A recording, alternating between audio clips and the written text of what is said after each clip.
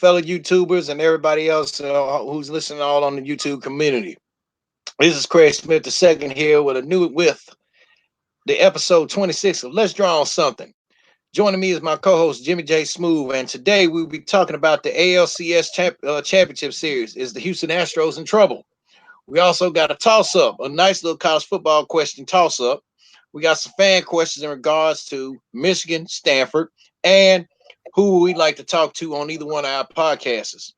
Also, I had to put a friend of mine up. Well, that's in quotes. I'm not going to refer to him as a friend. Someone on the Jackass Wall, and over and under on the NBA. So, without further ado, Jimmy Jsmoove, what's going on, brother? Oh, nothing much, man.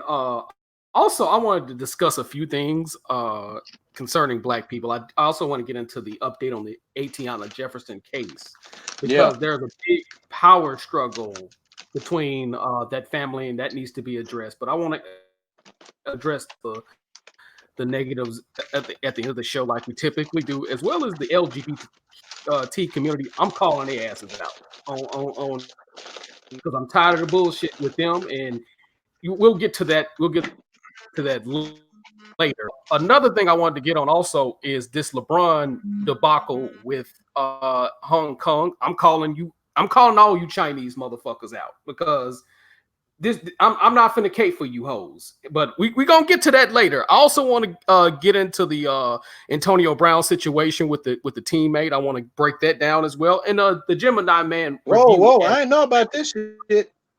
You're talking about the Antonio Brown situation? Yeah. His teammate for the Raiders kind of well, if you want to get onto it now, I'll get onto it now. Would you like to get on that now? Yeah, because do the little shout out, and then I got to do a melancholy condolences to somebody. This edition of Let's Draw on Something, along with the Jimmy Jsmoove Network, has been brought to you in part by Trey Styles Custom and Designs. There's nothing he cannot customize. Hit my boy up, Trey Murphy, for all your NBA, NFL, NHL, MLB, and MLS needs. He also does family reunion shirts and specially customized shirts.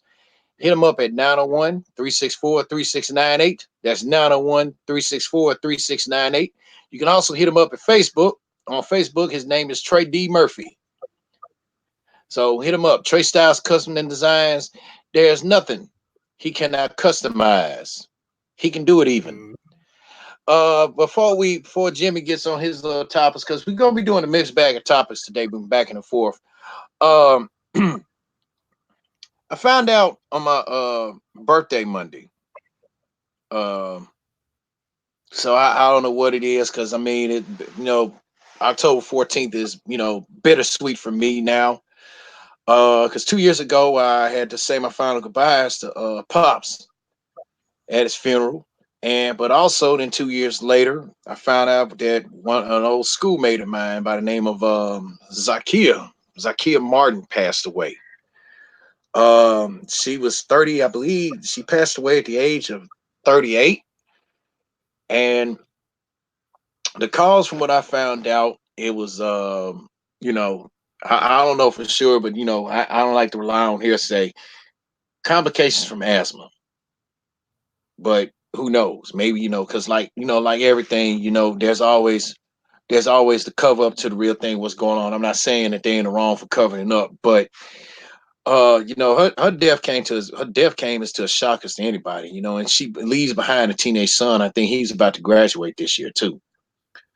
So damn. So to the Martin family, and to her son, Zaire, and to his aunt and Zakia's sister, Mr. Kerry, on behalf of Let's Draw on Something and Jimmy Jsmoove Network, our thoughts and prayers and condolences to y'all, to the family and everything. Because man, her death came just like out of fucking left field. Because I woke up looking on my timeline and they saying this shit. I'm like, there's got to be somebody pulling my leg, man. Is this fucking serious? So, that's why I just said I don't know what it is about now October 14th, but everything this is bittersweet, I agree. And when we talk about death, that's never that's never a good thing in terms of people, especially when good people dies. Now, if you a fuck motherfucker or you one of them type of people that doing bad shit, you deserve to die. And I'm just gonna say that. But in her in her case, she sounds like a good person. And people She like that was, don't man. and people like that don't deserve to die. So You know, from my condolences to the family, man. I hope y'all, it's gonna be hard to get over that because when people die too soon, it's crazy. So man, I hope her son can get through this and become a productive citizen. Don't just use this man. moment to breathe. Use this Mhm. moment to breathe and breathe the right way and use this motivation because it's never a good thing when a person loses his mother, especially at this time of the year, time of your life. Where you're going through a stage, you're becoming a man. You're at the point where you're Mhm. becoming a man. You need your parents because I've known people that lost both their parents all in the same day. You know what I'm saying? And I've seen situations where people use that as motivation to be better.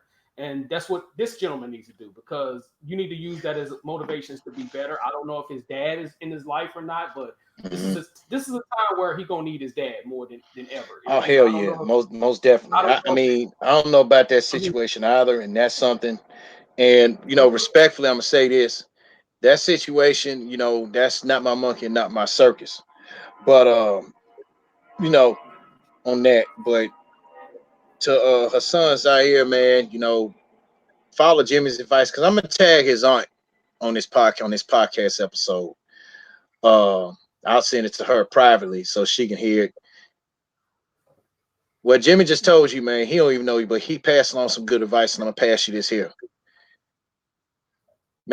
Breathe. Make sure you breathe in the right air while you're grieving. You don't want to breathe that wrong. You don't want to breathe the wrong air. That's gonna contaminate you. Breathe that right kind, Right. man, because grief is a motherfucker. I mean, because it took me, like when my father passed, when Pops passed away. Now I got moms. It's just me and moms now. Mom's still hurting from this shit. Off with her losing Pops, but me, yeah, the bar quote from what, and since I am a God of War fan, because Kratos told his son some real shit on there. And Zaire, don't follow this advice, but I'm telling Mhm. you, I'm telling all my listeners what I did.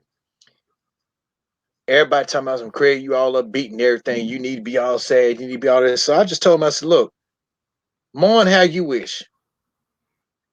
Leave me be. And this is a fuck nigga that told me this shit. Tell me about how I need to grieve. I said, look here, you grieve, you mourn how the fuck you want to wish, how you wish. Leave me be. Exactly. Exactly. Because You people know, mourn. yeah. I mean, People. cause hey, I'm on when came back from the funeral, everything couldn't cause my, at the time I was, you know, I was married. We didn't stay for the burial because at the time I think she had to, you know at the time my ex-wife, she had to go back to work that morning. I think she had like a job interview with somebody that morning or something like that, so we had to get back to that, and my family had an issue with that.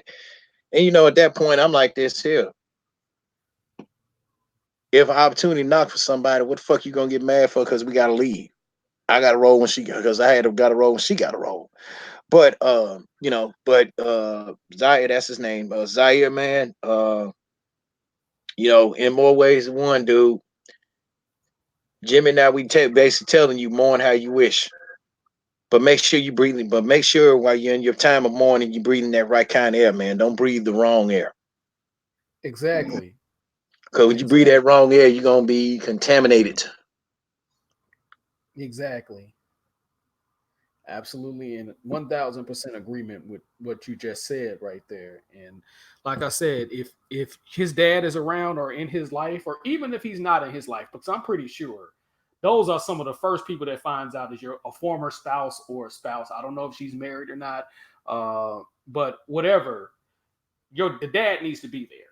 more than ever. Because this is a time, you know what I'm saying? I don't know if his dad is alive or not, but if he's alive, and if you're listening, just be there for your son right now because, when you lose a mother before you lose your dad, that hurts like a motherfucker. I'm just going to be 1,000% real with you. And I've seen people, I'm thankful that both my parents are still alive. Mm-hmm. I'm thankful for that. Check that. Hey, check that tip I sent you. Okay, no problem. But that I'm thankful that both my parents are still alive. Not too many people can say the same thing. So, when you get a chance, um, you know what I'm saying? And I see the tip, but I'm not finna go there because this ain't no time for that. Right.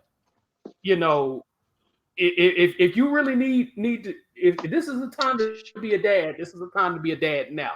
Because when a kid loses their parent loses the mother first, especially if he's not old enough. When you about 40, 50 and you expect your parents to go because then they'll probably be like 60, 70, 80 years old.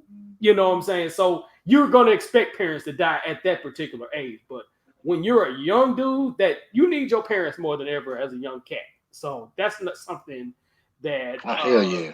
that's something that's something that you really need. So dad, whether you a street nigga or you a professional nigga, either what you are, you need to step your game up right now. You know what I'm saying? Yeah, your son gonna probably be bitter and niggerish. That's expected, but it's your time. You like, hey, if I'm in that situation, and I didn't do my job as a father. Like, look, I heard about your mama dying.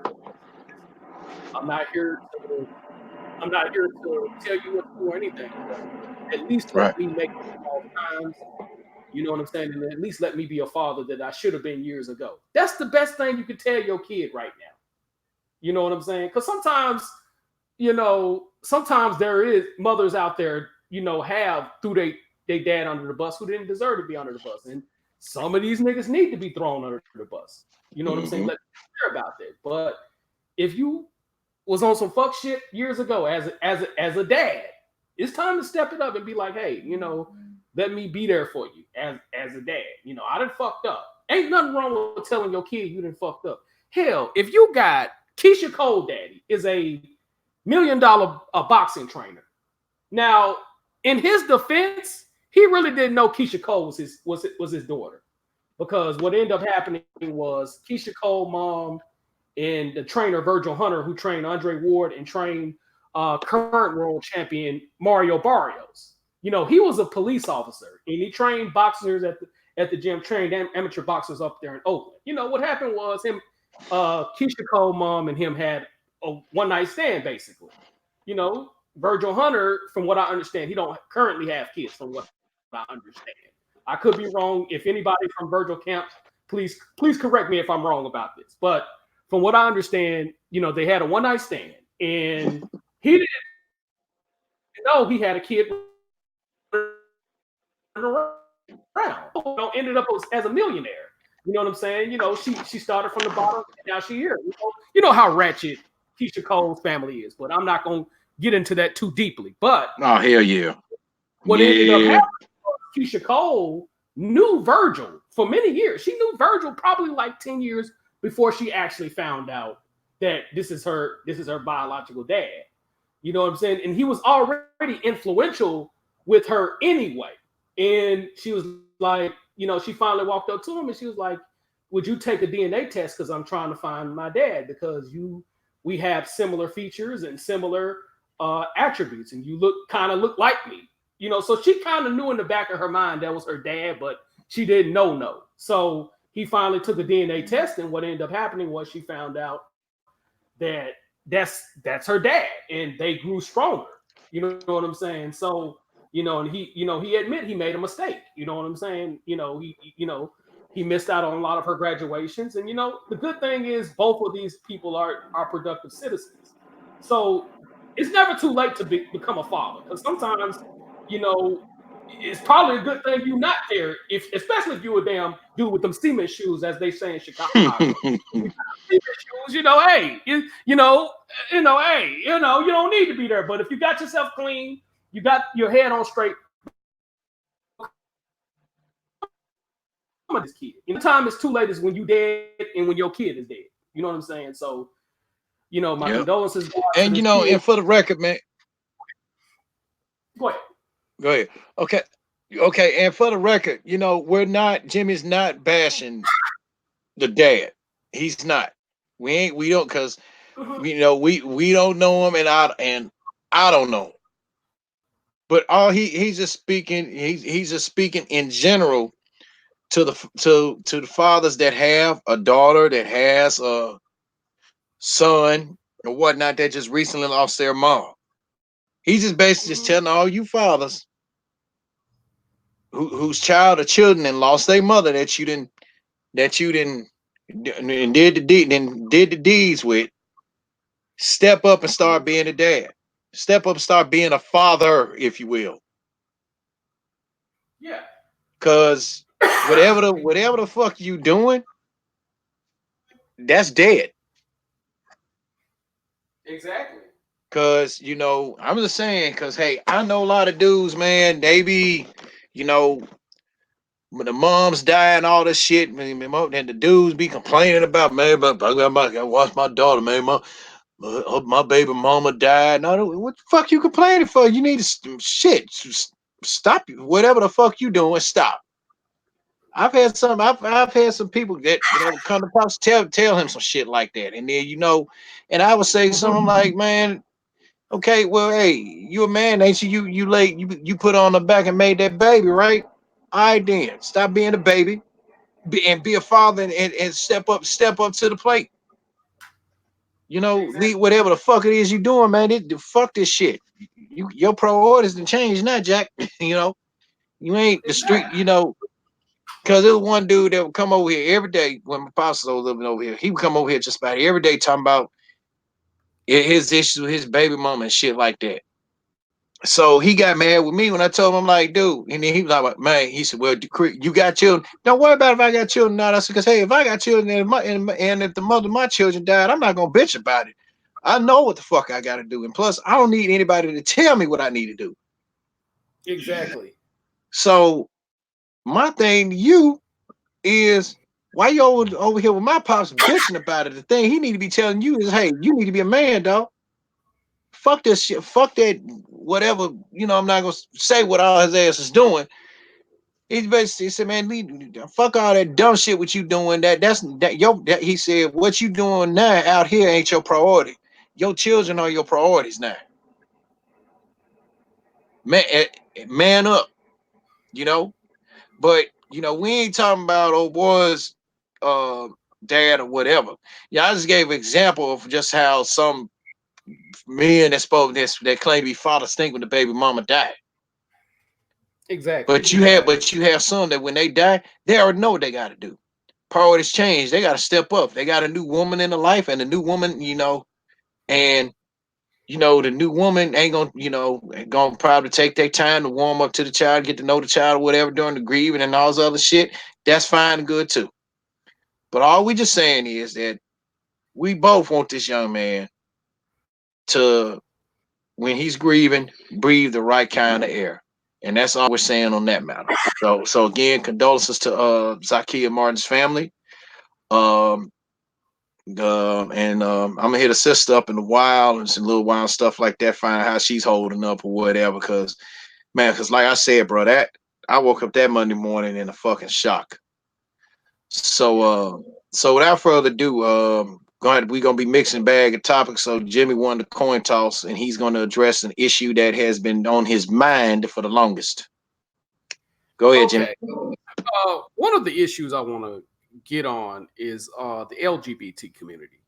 And it's going to rub a lot of people the wrong way, but I don't give a fuck because it's too much disrespect among the LGBT community among black people.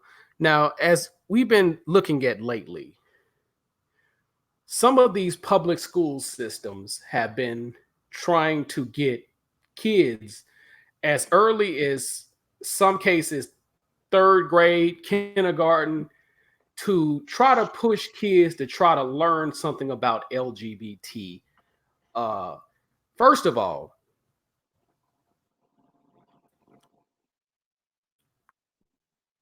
a kid doesn't know what a sexuality is. That's first and foremost. Because I have a real major problem with that. And if you call me homophobic because I don't want any of my, because I have 4 nieces and nephews. If you call me homophobic because I don't want any of my nieces and nephews to be a victim of your pedophilia agenda, because basically LGBT, a lot of this, what they're doing is basically pedophilia on the low. You know what I'm saying? And pedophilia and LGBT goes hand in hand. And this is not calling all LGBT members pedophiles, because, you know, James Baldwin was a writer for the Black community. But these new age LGBT people, they're not writers. They're basically, you know, basically trying to open up their pussy or their mouth or whatever. They call themselves opening up.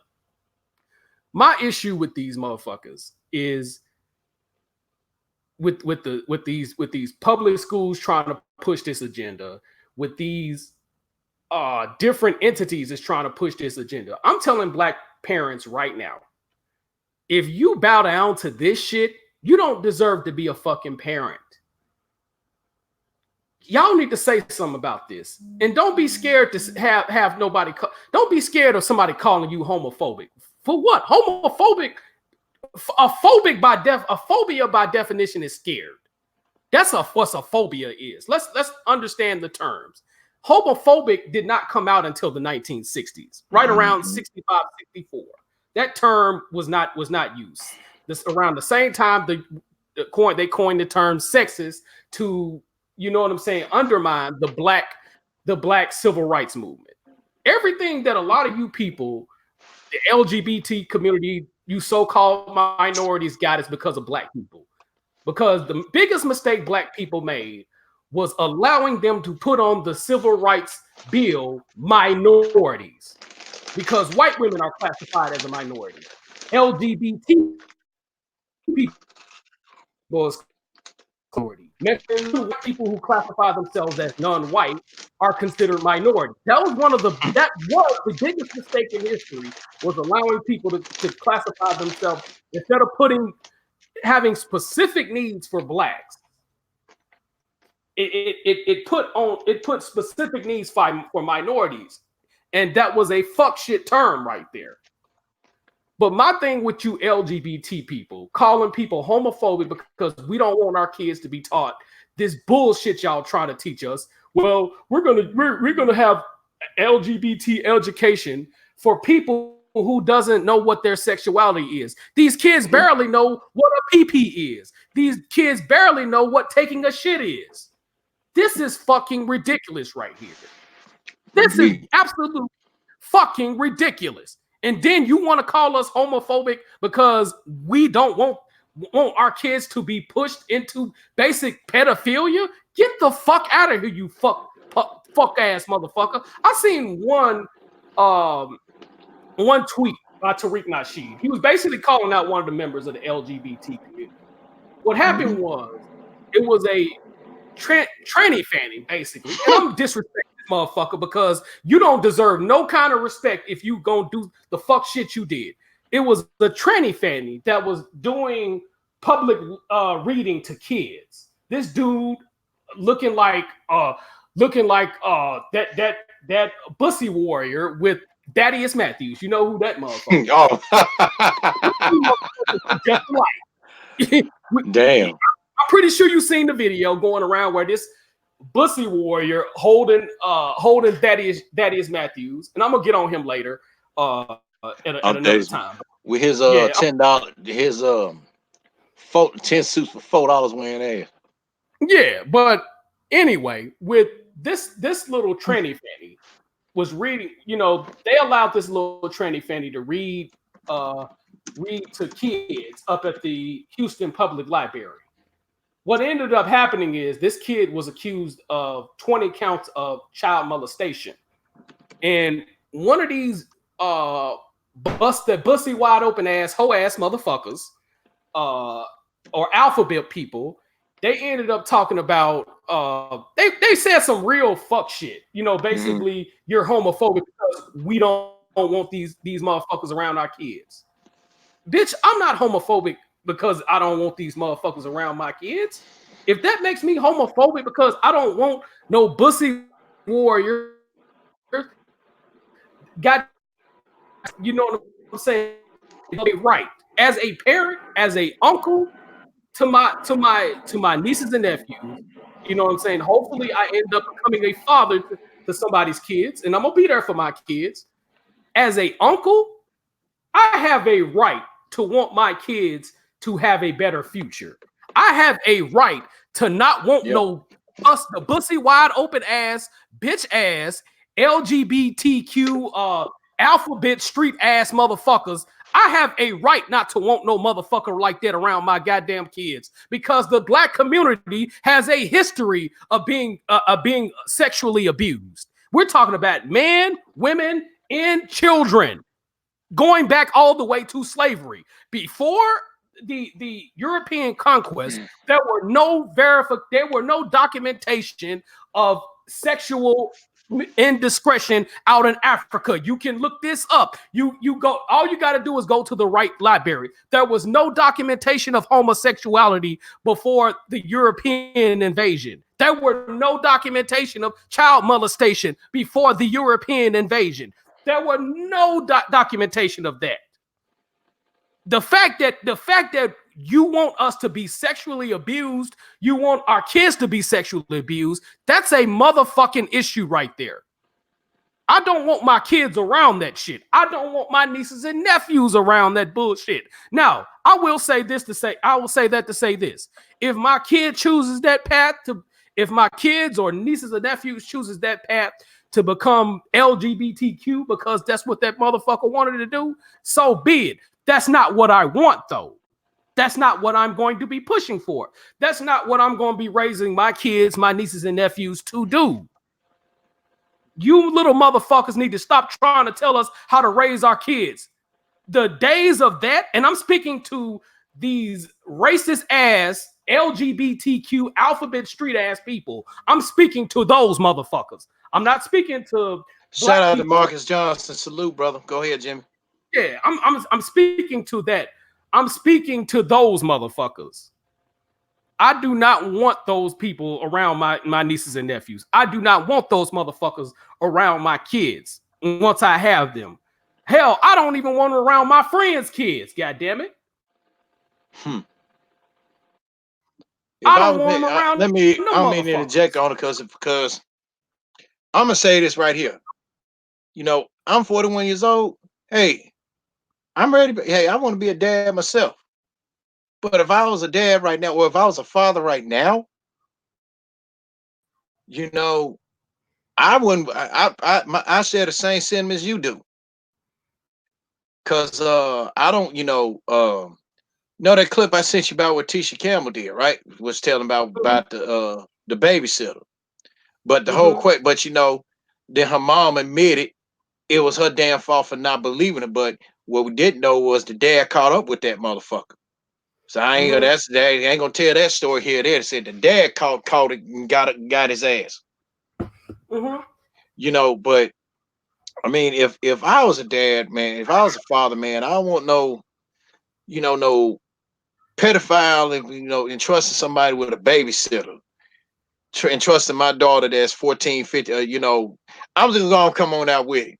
If I had a daughter that's 14, 15 years old, and if her tits was bigger than her mom's, I wouldn't want no babysitter that's babysitting the youngest around her, a male babysitter around her. Exactly. I wouldn't want that.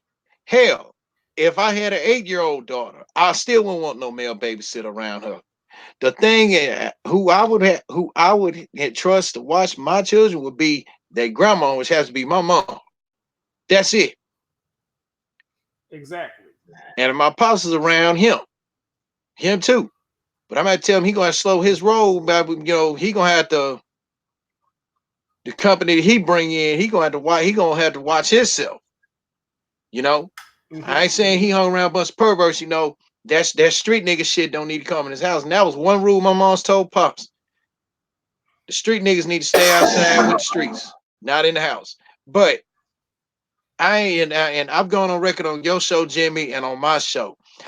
I don't have no problems with a gay person, but but I do have problems with a pervert. Now, the reason why I say I don't have no problem with a gay person is this: what you do, whether you a man and like to trade sperm with another man or whatever, you like to have cold sores and shit all in your dick. I'm gonna go ahead and say it. You want to do all that shit? That's you. But don't come with me about the shit. I didn't work with some that was very respectful. They knew the boundaries I had. I said, hey, I'm straight, hey, I'm straight all the way.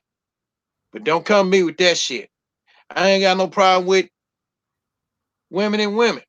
But the issue that I have is when the women start looking like us, Mm-hmm. that pisses me off. And when the men start wanting to be looking like women, that pisses both men and women off.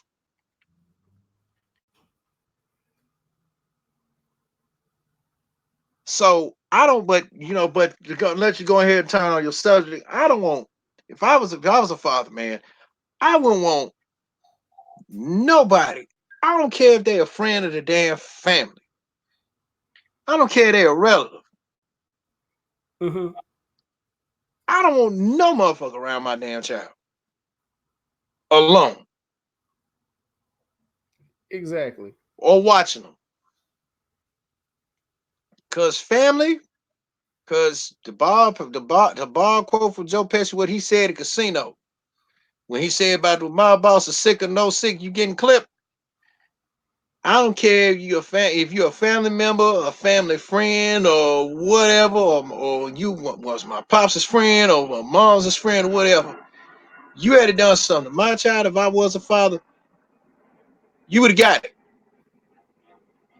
Ain't no, well, I needed to. No, fuck a talk. I'm gonna beat his ass. I'm gonna beat his ass.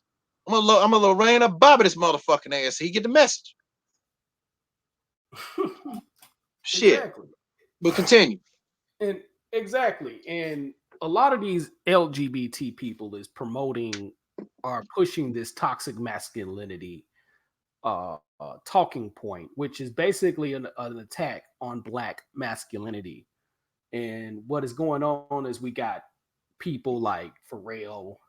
We got most of your black celebrities, a lot of them. I'm not going to say most, but a lot of them are coming out. I'm not saying they're coming out of the closet, but they're basically wearing dresses, sacrificing their manhood and shit like that. And I have a problem with that.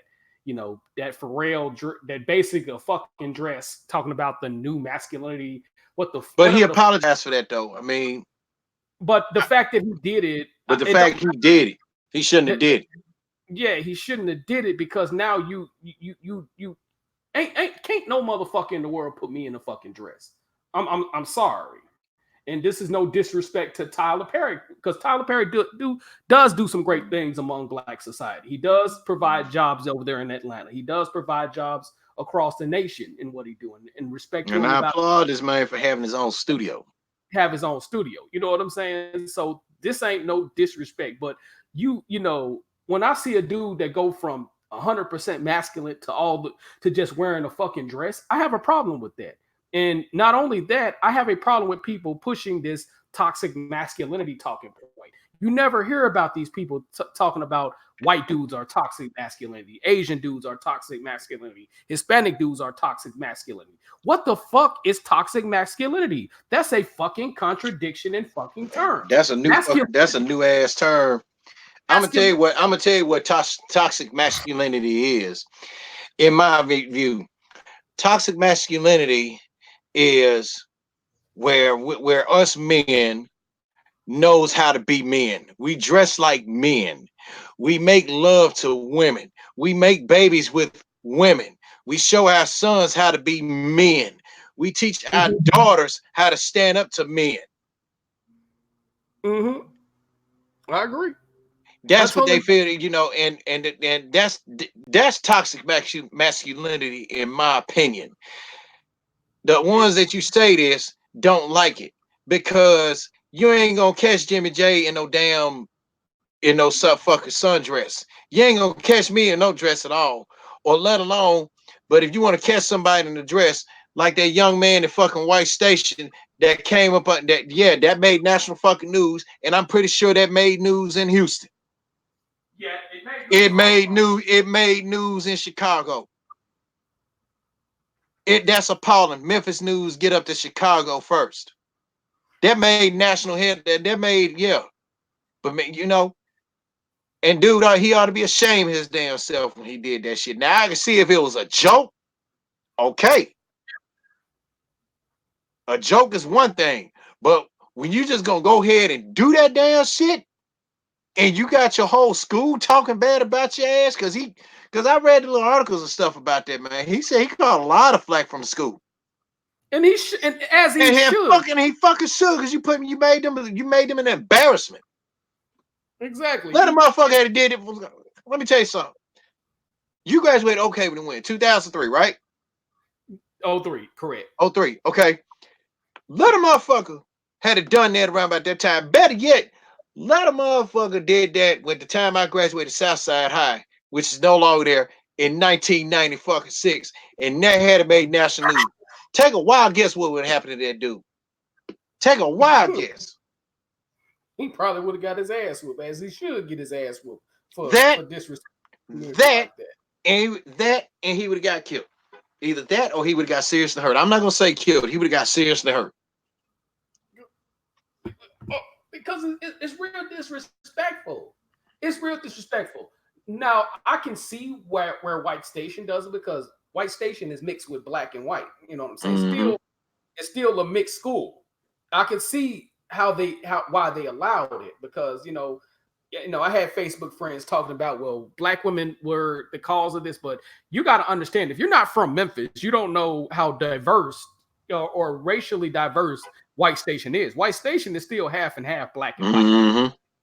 Initially, it was all white school before the late 1960s. You know what I'm saying? And for a long time, it was predominantly white up until probably the mid to about late 80s. True. For a long time, even after desegregation, or what they call desegregation and stuff like that. But that's very disrespectful to the community, and that's very disrespectful that's disrespectful to black people.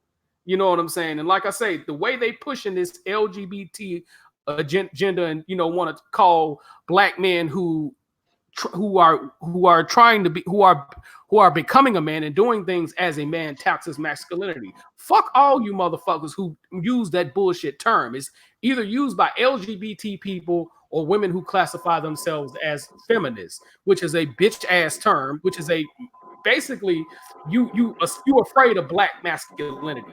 Masculinity, again, it is a neutral component. It Mm-hmm. how masculinity can be toxic unless it's in a woman. A woman's being masculine. That's the only Mm-hmm. way it can be toxic. Other than that, Mm-hmm. a man who's supposed to have the characteristics of masculinity, it is a neutral component. The fuck Mm-hmm. about when you say toxic masculinity? Get the fuck out of here with that bullshit. I'm not And gonna be would you kindly explain it in what I just I'm not don't explain.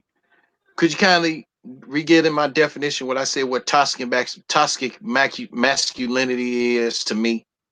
toxic masculinity to you, and toxic masculinity is basically a man handling his business, a man showing what a man is like to his children, to his Fuck. daughter, you know what I'm saying, like he's supposed to. But my thing is, again, these bitches need to stop doing that hoe ass shit. And I'm calling motherfuckers bitches for I'm calling bitches, and pun intended up in this motherfucker, because you disrespecting us, disrespecting the community. It's already a short terms of men being there in the household, and there's various reasons for that. It ain't just dudes out there just willy-nilly being a papa as a rolling stone. There's various reasons for that. But for whatever the reason is, stop trying to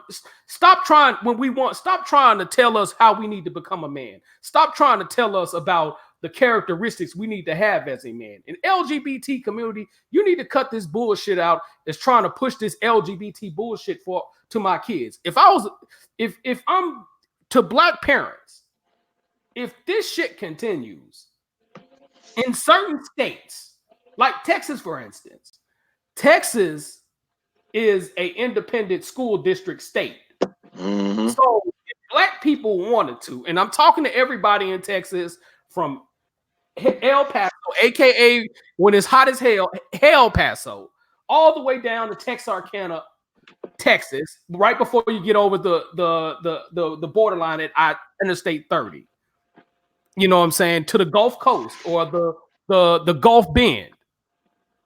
If you live in Texas, with this bullshit that going on, if any of your school district is talking about we're going to require you to teach kids LGBT stories and all this other bullshit, what you could do is you could in Texas law you can debunk that shit by simply forming your own school district. And I'm speaking to the people in South San Antonio, Southwest Houston, or North or the North Houston or Fifth Ward, all of that. If these people want to push that bullshit, you know what you can do. If you're in Texas, you can form your own independent school district, because I live in a independent school district zone. You know, because my independent school district zone is A-Leaf school district. Even though I live in the city of Houston, you know what I'm saying? You know, I live in Southwest Houston. I'm a part of that A-Leaf school district. You know what I'm saying?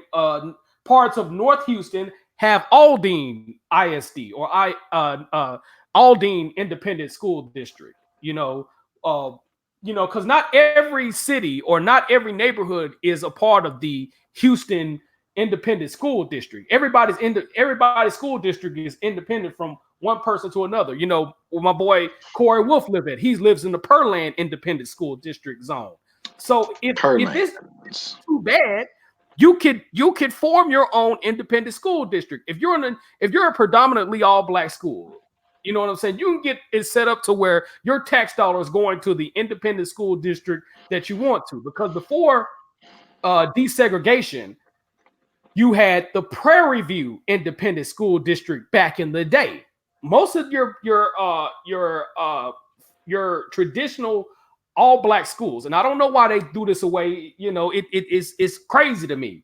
You know what I'm saying? Wheatley High School, Cashmere High School, Sunnyside, the high school on, I think it's Elkins, where Mike Singletary went to. Those were the Prairie View Independent School District. So if you don't want no fuck shit in your school district, if you're in Texas, you can form your own school district. It's easy to do. Now, if you're in a state where, you know, whether you're in Louisiana, Tennessee, I think Tennessee is under that independent school district zone as well. Because if they want to, they could form an own independent school district. Nashville, I know, has their own, depending on where you're at in Nashville. You said if. If. That's the key word, if. So if, and you can still do it in certain states if you have that loophole. But if you have that loophole in your state, form your own school district at this point. Because at this point, the way they're going with these kids is ridiculous. Mm-hmm. And like I say, I do not want anybody, I do not want my kids innocent to be taken away because some motherfucker want to push a bullshit agenda that's just fucking disrespectful to the entire community. If you offended, good. I'm glad you fucking offended. Let the butthurt flow like Jalen Hurts before he started doing his thing in Oklahoma. And you know what I'm saying? Shout out to Jalen Hurts. Most deaf. But we're gonna talk about you next, Jalen. We're gonna talk about you next, Jalen. You know what I'm saying? Because you've been doing good, so I ain't finna piss on you. But again, let the butthurt flow to all you faggot ass motherfuckers. Yes, I said it, motherfucker. And if you offended, goddamn motherfucking good, all you hoes. If you want to push that bullshit. So it is what it is. All pun intended, goddamn it. Cut your bullshit out. And if the shoe don't fit, you know what I'm saying? Don't wear it. If the shoe fits, wear that motherfucker. Yep. All pun intended. Shit. So we going to the next topic, man. What's the next topic we gonna talk about? It's funny you speaking of Jalen Hurts. we're gonna go and get this toss-up question out the way, Jimmy. You ready? Mm-hmm. Yeah. Toss up. Which graduate transfer quarterback is having a better season so far? Justin Fields for Ohio State or Jalen Hurts for Oklahoma? That's a draw. I ain't even gonna do them like that. It's too much of a draw. It's a draw. But or however, it's a draw. It's a draw in terms of overall productivity. It's a draw. The only thing I don't like about Jalen Hurts is him not sliding. That's my only quarrel with him right now. His accuracy is good, and like I said in the sports chat group, he looks like a slower version of RG3. And when I say slower, it's not disrespecting him because RG3 was a Big Ten 400 hurdles champion. And if you don't have no track and field experience, you're not going to be as fast as he is. So he throws, his mechanics is just like RG3. He runs like RG3. He's not as fast as he is. You know, it's going to be hard unless you run track. So my only thing with him is don't end up like RG3 for not sliding, because you will lose your natural speed. So that's my only downside. But right now it's a draw. It's a draw. Okay. And I wouldn't be shocked if the Heisman Trophy ends up like the time when Bo Jackson won the Heisman Trophy, because from what I understand, I think that was the closest Heisman race in our lifetime, from what I understand. I don't know the guy he was going up against, but it was real. It was tight. It was neck and neck with whoever he was going up against, though. So right now it's a draw. I can't even. What is your conjecture? Well, looking at the stats right now, Jalen Hurts for so far in 6 games has passed for 1,758 yards. He had 17 touchdowns and 3 interceptions. Now I'm going to make a comparison because in 2017, he passed for only 2,081 yards, 17 touchdowns to 1 interception. This man already matched his total. He didn't already match his total from 2 years ago. And last season, he only passed for 765 yards, 8 touchdowns, and that's to 2 interceptions. He was coming off the bench. Okay. Also, his rushing stats. He has, out of 630 yards off 74 rushing attempts, he has 8 touchdowns. He has 1 receiving touchdown. Not 1 receiving yard. He has 1 reception for 21 yards. He did not have it. He had it in Alabama the year before that. Okay. Right. Now I'm gonna pull up now. Let me pull up Justin Fields here, because Kirby's not so smart as there. And even Jim Chaney, because Chaney, he had to tuck his tail between his fucking legs for that fuck shit he did right there, because that basically, and like Urban Meyer said, that quarterback sneak was basically the end of Justin Fields in Georgia. He wasn't lying. So let me pull up Justin Fields' stats.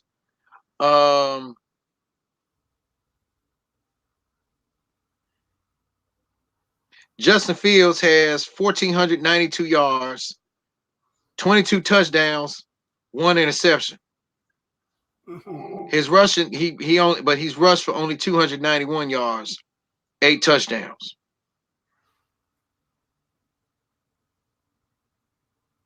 I gotta agree with you.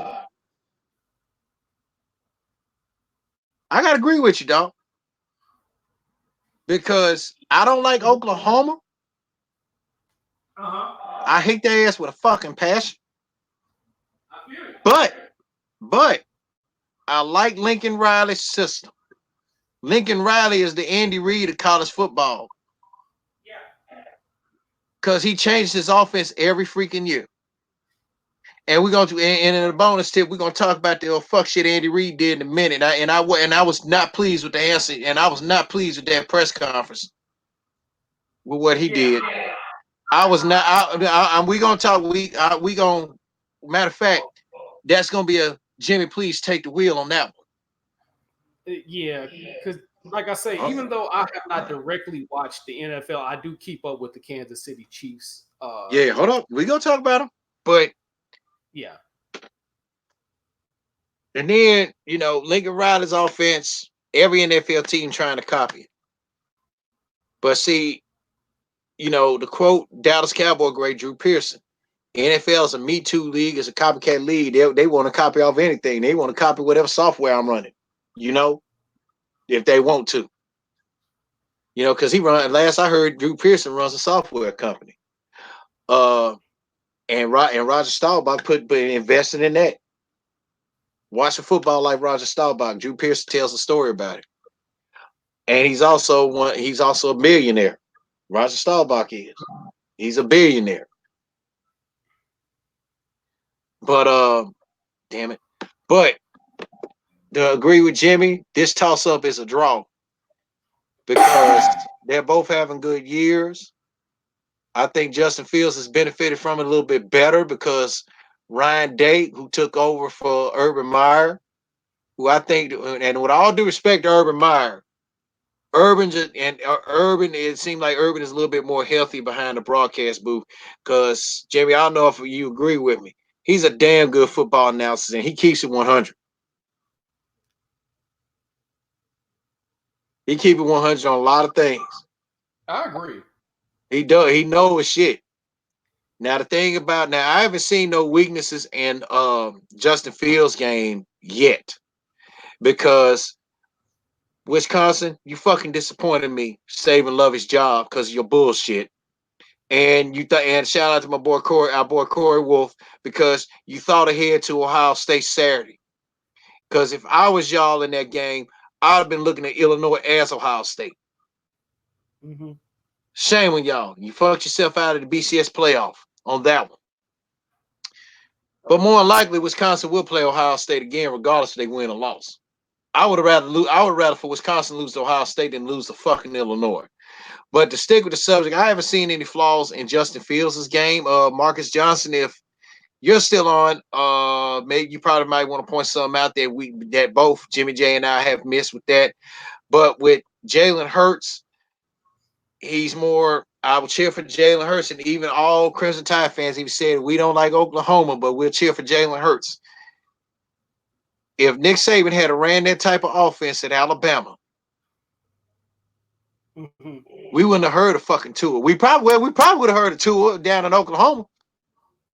But I'm just keeping it real.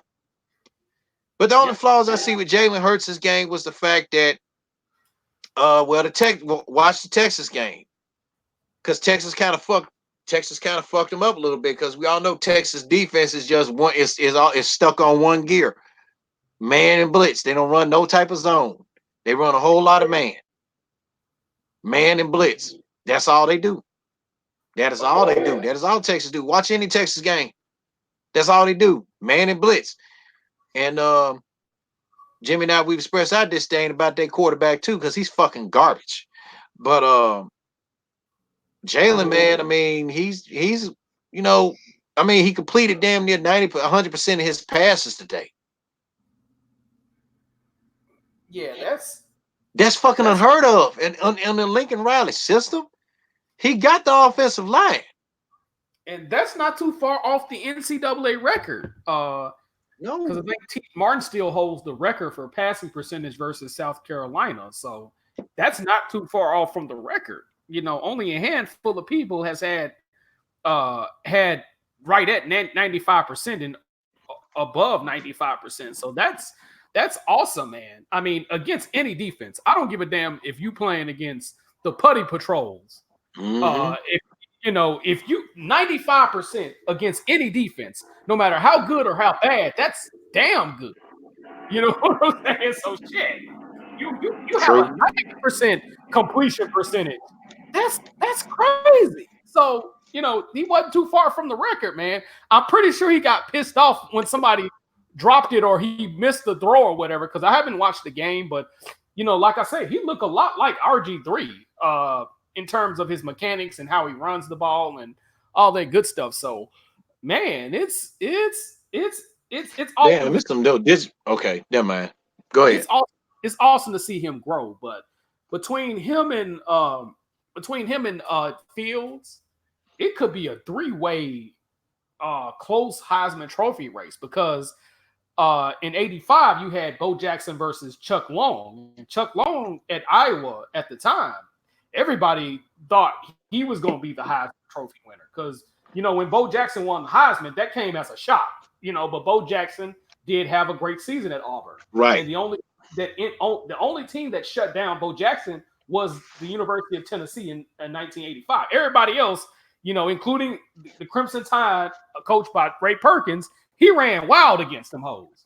You know what I'm saying? Mm-hmm. So it was one of those. It was one of those years that after that Tennessee game, Bo Jackson that lit a fire after he didn't gain 100 yards versus Bo Jackson. I mean, against Tennessee, man, Bo Jackson just went on a tear, man. So yeah, it's one of those things to where, man, that race is going to look very just like that. I don't know if it's going to be between Tua. I don't know if it's going to be Justin Fields. Because I'm giving Tua his props. Tua got to sit down in the third quarter because Tua only got one interception this year. Now him and Justin Fields' stats is pretty even. Tua already got, I think he already got 24 touchdowns already. Yeah, so it's a three-way toss-up right there, and it's gonna be close. That Heisman race is gonna be just as close as Chuck Long, who will be the running back coach in the XFL, by the way, who was also the co-offensive coordinator when Josh Heupel was the quarterback at quarterback coach / co-off. Even though in that he is having a success as an assistant. He had an epic failed head coaching gig when he was at San Diego State. You know what I'm saying? But some people are just meant to be an assistant coach, and Chuck is one of those guys. So hopefully he does good at the XFL as well. You know what I'm saying? But this is gonna be a close Heisman race. I'm gonna tell you, between those three guys. Oh hell yeah, it is. So I mean that was a good pop-up. That was a good toss-up question I put on you. We got a fan question here because before we go on to the next topic, this fan question comes from Pierre in Michigan, and the topic states David Shaw, Jim Harbaugh. Say hello, guys. Been hearing Craig and Jimmy been talking shit about their disappointment with Jim Harbaugh up in Michigan. Here's a good question. Or what if? What if Jim Harbaugh was to be let go by Michigan and the keys were given to David Shaw? Do you think David Shaw would leave Stanford? Or do you think that the boosters, and believe me, there's a booster and from what it said that the guy is very hard to interview, matches Michigan's offer. Do you think David Shaw will still leave Stanford? Thanks. Hell no. Oh, wait a minute, Pierre. On behalf of Jimmy Jsmoove, all together, Jimmy, it's not just a no. It's a oh hell no. Hell no, because first of all, you gotta think about, and even though Michigan got some respectable alumni from Gerald Ford to Michael Phelps, the list of alumni is ridiculous over there at Michigan. However, I'm gonna tell you motherfuckers something. The alumni at Stanford University is probably among the richest alumni in the country. It probably matches Harvard. It probably matches Columbia. It probably matches. Did Donald Trump go to Columbia? You can look that up as we speak. I'm not sure where he went to, but fuck Trump. I mean, I know, but it's a hell of an alumni over there at Columbia as well. I don't like Donald Trump, but I'm just saying. Stanford alumni is probably among the wealthiest in around. People sleep on Stanford mainly because they're more of a basketball school than a football school. However, they find a way to win in the Pac-10 year in and year out. 12. And the Pac-12, I'm sorry. They find a way to win year in and year out. And guess who is one of their biggest boosters over there? No other than a nigga named David Shaw. Yes, I said it. It's a dude named David Shaw that is a Stanford graduate who spends top dollar, who spent billions on that program. Yes, he's an alumni. So that's going to be hard to get David Shaw to leave Stanford. Unless the only way David Shaw, I'm not talking about David E. Shaw, I'm talking about the head coach, David Shaw. You know what I'm saying? The only way he leaves is he wants to leave. Other than that, as long as he's at least making Stanford University relevant in the Pac-12, it is going to be hard for David Lorenzo Shaw to leave Stanford for Michigan. Michigan does not have the funds in terms of alumni compared to Stanford's alumni. And I'm saying this because yes, while Michigan alumni is more prestigious, more well-known, the people you don't see at Stanford that's running that shit over there, a private research university, one of the best medical centers in the country, y'all don't know the motherfuckers that's out there at Stanford. So I say hell no. He's not going nowhere. And like you say, that's probably the dude I'm talking about, the dude that don't really talk to nobody. D.E. Shaw and hedge funds. That's probably who you're talking about. No, David Shaw will talk to the media. It's I gotta find my old Sports Illustrated, because it was a Sports Illustrated article that was talking about Stanford and Oregon. That's when Oregon had Chip Kelly. Because everybody know who's Oregon booster is, the old boy from Nike. But they said Stanford's guy is a dude by the name of Ira something. And when they contacted his people about, because he's more like behind the scenes, more like a silent partner. But they showed a picture of him. He looked like old. He looked like a pretty old dude. But they said but when they said Sports Illustrated tried to contact him with it for an interview, the rep said, "Good luck with that."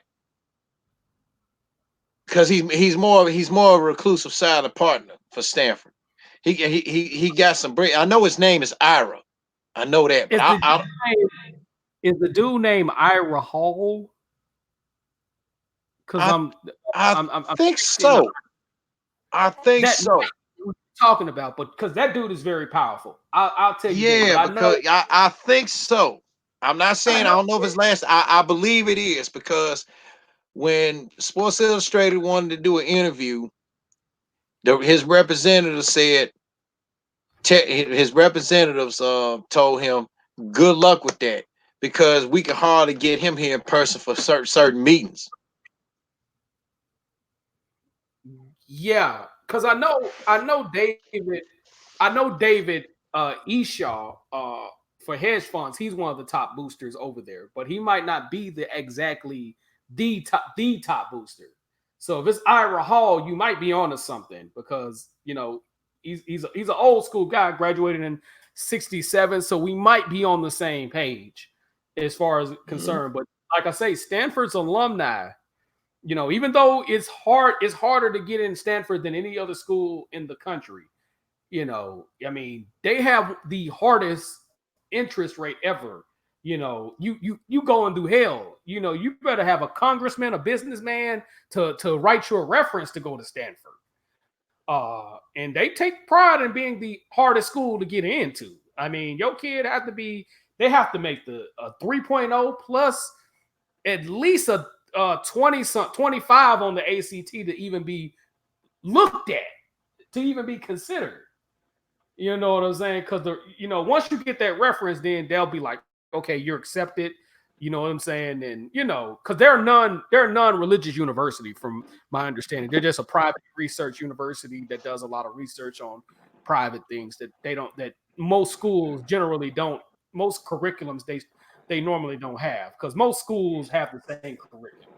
But I think they're one of the handful that have a different. Their curriculum is way different in comparison to other universities. So it's like I say, that's going to be hard because they alumni is very slept on. Their alumni is very slept on.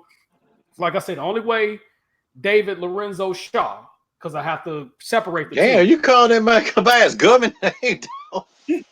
Hell, you can Damn. you can sports reference the motherfucker. So it ain't like it's public. It's not public records. It's because I have to separate them because there's a David Shaw that's also a Stanford alum that supports because the other guy name is David E. Shaw, who's David DE hedge funds. You know what I'm saying? So I have to separate the two. So, but with the head coach David Shaw, unless he wants to go to Michigan, it's going to be hard for you to convince that dude otherwise. Because I think he's going to be at Stanford for a long period of time unless the alumni decides they tired of him or he just wants to. Which is unhappening, which ain't happening. Yeah. And then I'm gonna have to have you take over for a sec before we get on the topic. I gotta run to the throne.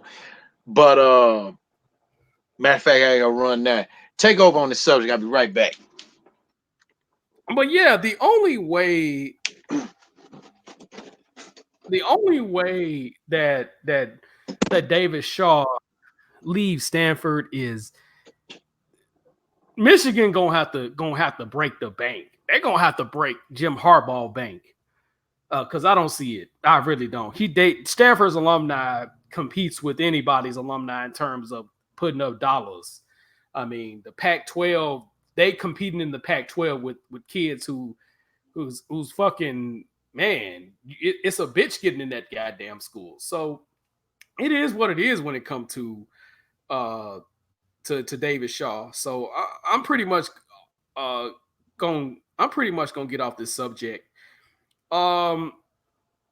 Gemini Man review. I want to make a review on the Gemini Man. Great movie. Great movie, hands down. I wouldn't say it's Will Smith's best movie, but he did a good job with this movie. I think the movie probably going to generate $400-500 million at tops. I don't see it, being the $1 billion blockbuster movie, but I think it's going to definitely make his money back. Will Smith did a good job. Ang Lee, the screenwriting. And what's funny is Gemini Man was supposed to be produced in 1997, but what it ended up happening was it had a stall in its production. So they finally got the man they was looking for to do the movie Gemini Man. And I'm not going to give no spoilers because I say go see the damn movie. The movie's good. I'll say that. I mean, it goes into some real deep stuff about cloning, basically. And, Will Smith basically had a tether or a clone, you know what I'm saying? Because Will Smith is basically a former hitman that want to get out the game as a hitman. So he was like, you know what I'm saying? Fuck this shit. So the government is basically, or the association that have something to do with him being a hitman, pretty much is like, we finna come after you because we think you might tell our secrets and stuff like that. So what ends up happening is Mary Elizabeth Stanford, I think her name is. Hold on, let me get her name first. I'm back. I'm doing a Gemini Man review real quick. I'm not giving no spoilers away. Okay. Hold on, let me. I'm just going to the Wikipedia so I can make sure I get this woman's name right. But she played her role was hella good. I'll tell you that she did Clive Owen, Oscar nominated actor. He did a good job of playing his role in the movie as well. Clive Owen was a villain in that one. Yeah, he was a villain in the movie. Yeah, Clive Owen is a hell of an actor. You know what I'm saying as well. But I'm trying to find the white girl in the movie. Her name is Mary Elizabeth. I don't like to get people's name wrong at all. Hold on, what's her name? But yeah, the movie was hella good. Mary Elizabeth Winstead. Okay, yeah, Mary Elizabeth Winstead. She did a good job. in that particular sequence as a supporting actress. But so that's a damn good movie, man. I say definitely go see that movie as well. So it is what it is when it comes to the Gemini Man. All So right. But yeah, let me add my little few 2 cents on that question Pierre had asked. David Snipes. Lord have mercy. I'm talking about him. Shout out to him, by the way. Uh, David Shaw is not going no fucking where. mm-hmm. But Harbaugh, and I think Harbaugh ain't going no fucking where either. Harbaugh just gonna have to fucking change his ways and let. And I've seen what's going on with Michigan, and it's this. He's slick handicapping Gaddison's offense. Now I forgot his first name, Jason Gaddison or somebody like that. The black offensive coordinator. He was the one that coordinated that offense for Tua, that put Tua on the map. Mm-hmm. Harbaugh, stop fucking lying to everybody, man, by saying that you're not gonna handicap the offense, but you slick doing it anyway. That's one. And also the fault goes to Shea Patterson, which is number two, because Shea Patterson is to say, oh, well, I played in this type of offense before, so I'm used to it. If you fucking used to it, why the fuck Michigan already lost 2 games already? Exactly. And they play tonight. Penn State is on prime time back to back. Because Michigan play Penn State tonight. So if anything, what'll probably get Harbaugh out the door is the fact there's gonna be somebody up above that's tired of him. I ain't saying he's gonna pull a Trent Ball. This person gonna pull a Trent Ball. Now, what Trent Ball did when he was general manager 49ers was some bitch shit. Mm-hmm. But what Harbaugh doing, he doing it to himself. So he need to stop. And Jimmy and I, we have publicly said that we getting sick and tired of these coaches, these new and old school coaches, still being stuck in their old ways and whatnot, because Jimmy is going to take the wheel in a minute on a coach that we're going to be talking about next.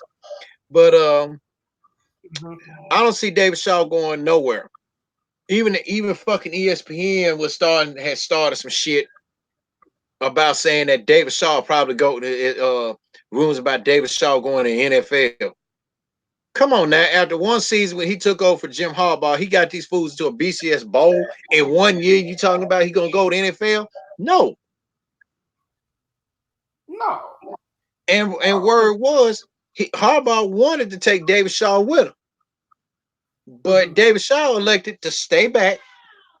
He elected to stay back and coach Stanford, which is a smart move. And I think David Shaw, he's not under no, you don't hear nothing bad about him. I ain't saying he's perfectly squeaky clean. You don't hear nothing bad about how he coaches.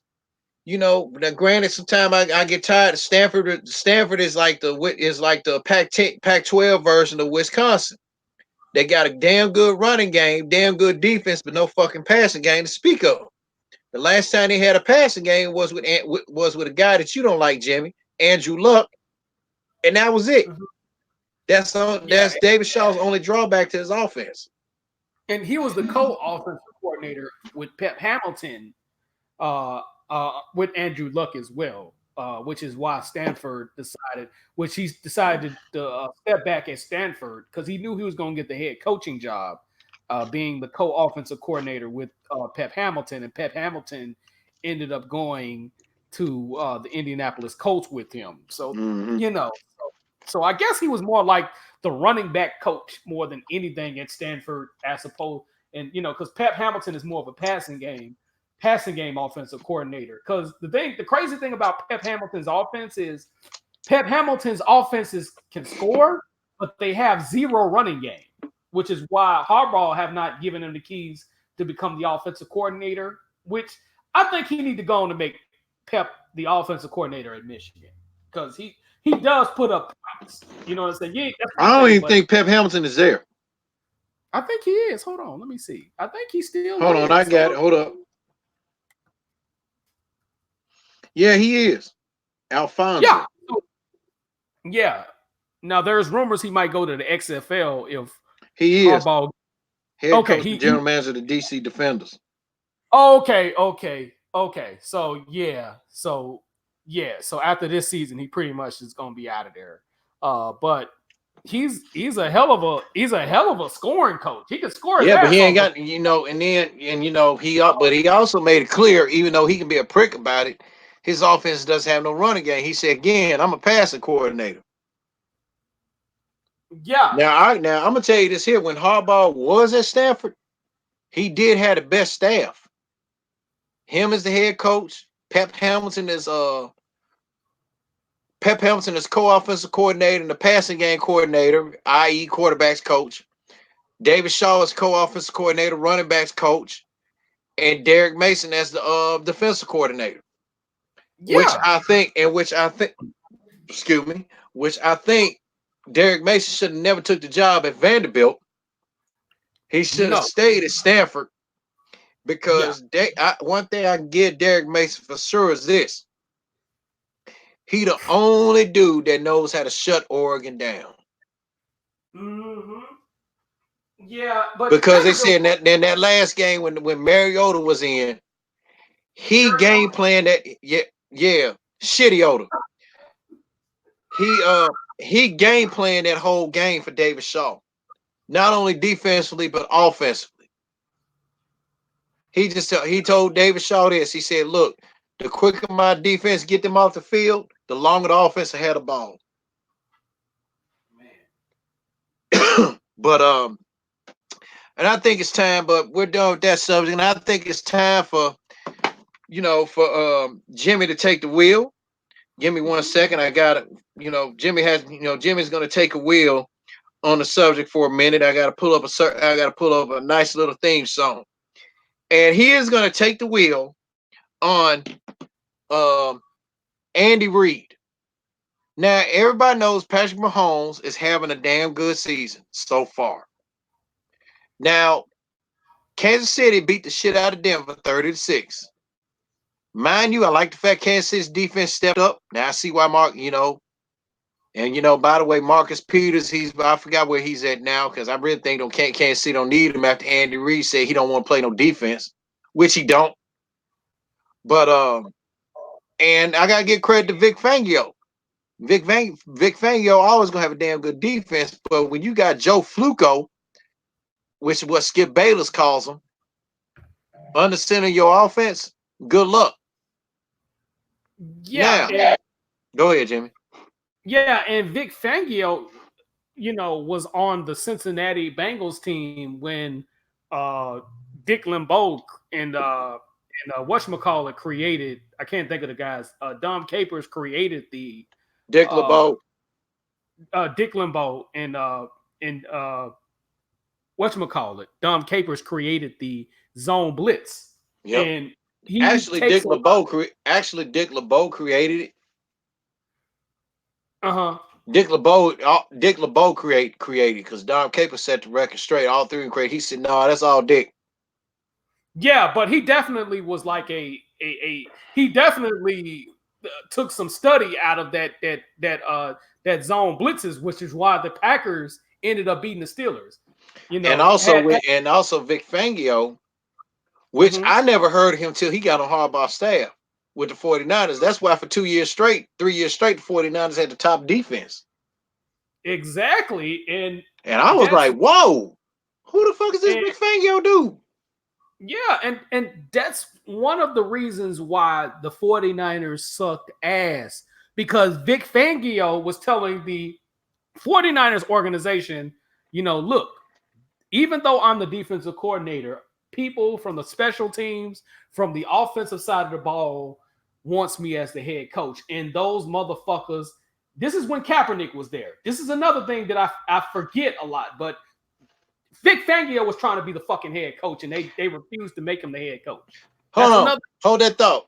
I remember that video. You right, but Jed York had his mind dead set on making Tom Sula the coach because Tom Sula was his best friend because he felt he was Uh-huh. doing his best friend a favor.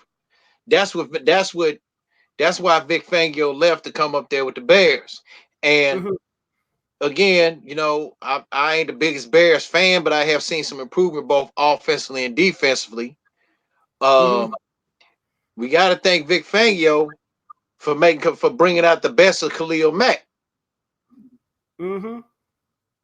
because he told Yep. Khalil, he said, "I'm let you, hey, I run a 3-4, so I'm gonna let you play how you want to play it."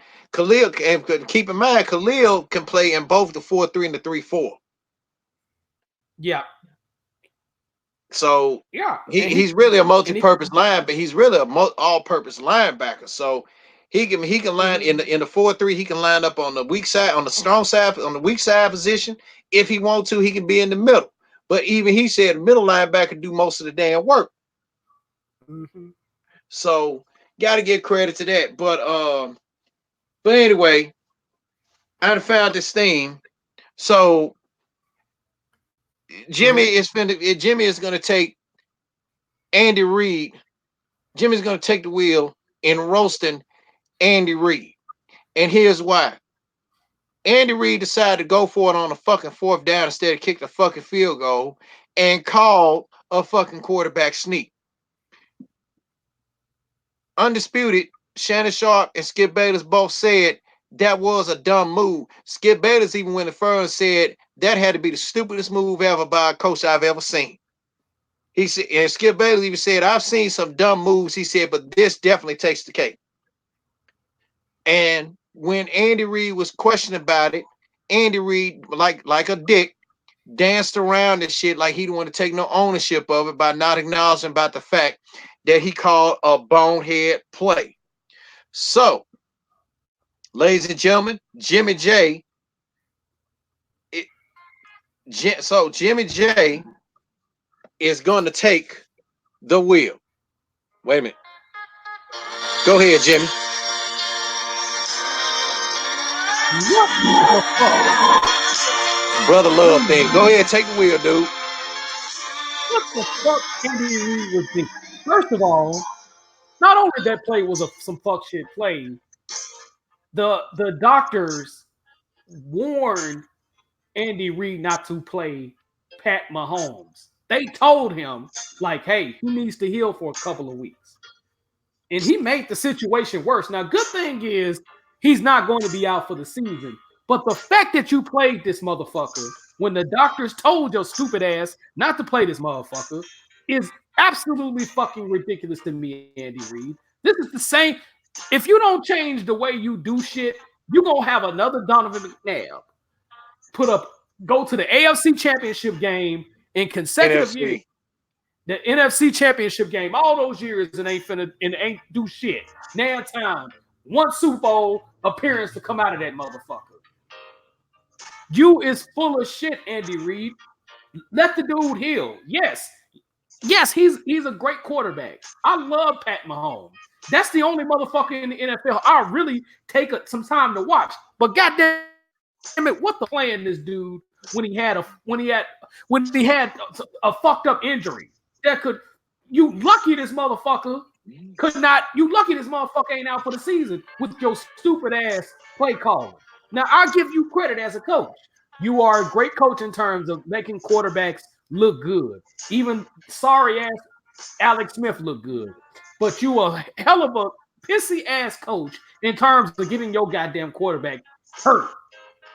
Don't make this motherfucker another Donald McNabb up in this motherfucker, man. So I digress with that whole name.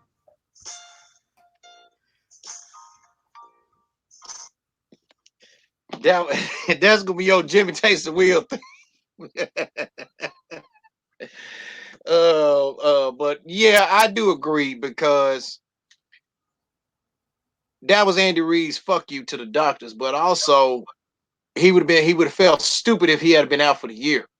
But luckily though, it was not a torn, oh thank God it wasn't dislocated patella, and he was able to walk. Now, Kansas City is off for 9 days until we have that Sunday night with Aaron Rodgers. Mm-hmm. So I anticipate Patrick Mahomes not starting that game because they're gonna have to rely on fucking old ass inconsistent Matt Moore. Mm-hmm. And anytime with Tyreek Hill have to get on Matt Moore's ass, tell him, look, throw the fucker when I'm open. Stop dancing around. Because he got on me. He said, man, throw that sucker when I'm open. You know, because everybody, I think it was Troy Aikman was complaining. He said, y'all ever noticed that Tyreek Hill has not gotten the ball yet? And Tyreek Hill got it in the sideline. Tyreek Hill got it Matt Moore's face. Said, bro, if I'm open, throw it. You know, so Exactly, yeah, man. we know Matt Moore 35 years old and stuff like that. But Andy Reid, yeah, Jimmy deserved to take your ass to the wheel on that one, man, because you was wrong with that bullshit. You don't fucking tell the doctors in your own way, fuck you. You listen to them. It's like if your doctors told you, Andy, don't do a whole lot of screaming, you're gonna fuck around and have a heart attack. You're gonna do some screaming anyway, and then next thing you know, you're on the sideline. Oh, come on, man. Yeah, yeah, and You not got to just think that. better. These And then let's face it, when the Eagles went to the Super Bowl that year, that was all on Don McNabb. Now I rewatched that Super Bowl for old time's sake. I saw what T.O. was talking about. Andy Reid had a damn good game plan. McNabb just fucked the game plan up because New England was basically running the same damn defense, and T.O. was telling Donovan where to throw it to. They would have won the game, but he wanted to do what the fuck he wanted to do. So, Andy, don't do that shit. I understand you get paid millions and shit, and we millions of dollars and shit, and we are fans. But if I was a Kansas City GM, I'd chew your ass out and tell you, don't you ever fucking call that shit no more and hurt my prize quarterback. You listen to what they tell exactly, you. man, I chew your and ass out. not just that, brother. These doctors spend billions of dollars. And Kansas, and You from what know, I've heard, the Kansas City Chiefs do have the best medical staff on in all sports yeah, as of they now. spend they spend billions of dollars to get second and third opinions to make sure this they're not just shooting the shit when they say sit a dude down. We're talking about second and third opinions. I get it if it's just one opinion, but we're talking about second, third, fourth opinions. So they have the top guys to know what the hell they talking about. They don't just shoot the shit just to be shooting the shit with you. These guys spend top dollar. Right. These teams spend top dollar. These sports franchises, not just the NFL, NBA, MLB, whatever. They spend top dollar to make sure these guys are in the best health they can possibly be. So when they tell you sit a motherfucker down, they mean what they say. Sit a motherfucker down. Don't play with that shit. So don't end up getting this dude hurt like McNabb, where his career does not pan out like it should. Because Pat Mahomes, at Pat Mahomes at least got a 15-year NFL career, at least. You know what I'm saying? Because if he going, he could shatter everybody's record like it ain't nothing. The way he throws the ball, his mechanics and everything, It's crisp. it's Chris, man. And like I said, he get it from the bloodline of his daddy because his daddy was a pitcher. You know what I'm saying? Could have been better, but his dad, you know what I'm saying, suffered a lot of injuries. Don't make him injury prone Pat Mahomes number 2. You know what I'm saying? So it is what it is when it comes to that, man. All right. Next up subject. What the hell? The Houston Astros had an opportunity to put my Yankees away in the ALCS, but they shitted the bed yesterday, Jimmy. So with you being now a Texan, give your reasons as to what happened last night. I'm gonna tell you what happened last night. First of all, Verlander is not a good road pitcher. That's first and foremost. Because I've been watching Verlander since I came to Houston. Uh, I've been watching him since I came to Houston, and when they put him on the road to play against the opposing team, he's not good. Now at home, he's on like a pot of neck bones, but he's not a good road guy. So that's first and foremost. Second, with the Astros, we just wasn't taking advantage of opportunities of our guys being at base, because I say in the 7th inning we could have took the lead because we had the bases loaded, and for whatever reason, next thing I know, they go to like their second out in the 7th inning, and then they got struck out. So with that, I think tonight they're not going to play Cole until Game 7. Astros have one of the best, probably the best pitching staff in all of baseball. Probably. You could argue the A's, even though they didn't make it to the playoffs. You could argue the Yankees to a certain degree. But I think our bullpen is way better than the fucking Yankees. That's just my personal opinion. So I think the Astros is ultimately going to beat the Yankees. I think ultimately they're going to beat the Yankees. However, if they do end up lose to the Yankees, whoever wins this series is going to win the World Series, hands down. It ain't no ifs, ands, and buts about it. Whoever wins this series is going to win the World Series. With the Astros, we got a good hitting. We got good batters. We got good pitchers. Same for the Yankees. Their pitching might be a little bit less better than the Astros. True, but again, they could be arguing. But the Yankees got some hitters though. They got some hella hitters. I'm gonna tell you about the Yankees hitters. Giancarlo Stanton is on pace to shatter, not just break it. He's on pace to shatter Barry Bonds' record. Now, the only reason why he didn't play the whole season is because he's injured. He only played 17 games in a regular season. At the pace he's in his 10th year in baseball. He has 308 home runs right now. So at the current pace he's ahead of Barry Bonds at the current pace he's at right now. So if he keeps on going at the pace he's at, which is going to get hard, once he hits 700, I think people are going to start intentionally walk him because it's hard once you get that 700 club. But he could make up to 810 home runs. And there's base 800 home runs, and that's a person, I think it's some dude from the Japanese league. Because the all-time leading home run hitter in all of baseball, in baseball history, I'm speaking baseball period, is in the Japanese league. What was in the Japanese league in the 80s.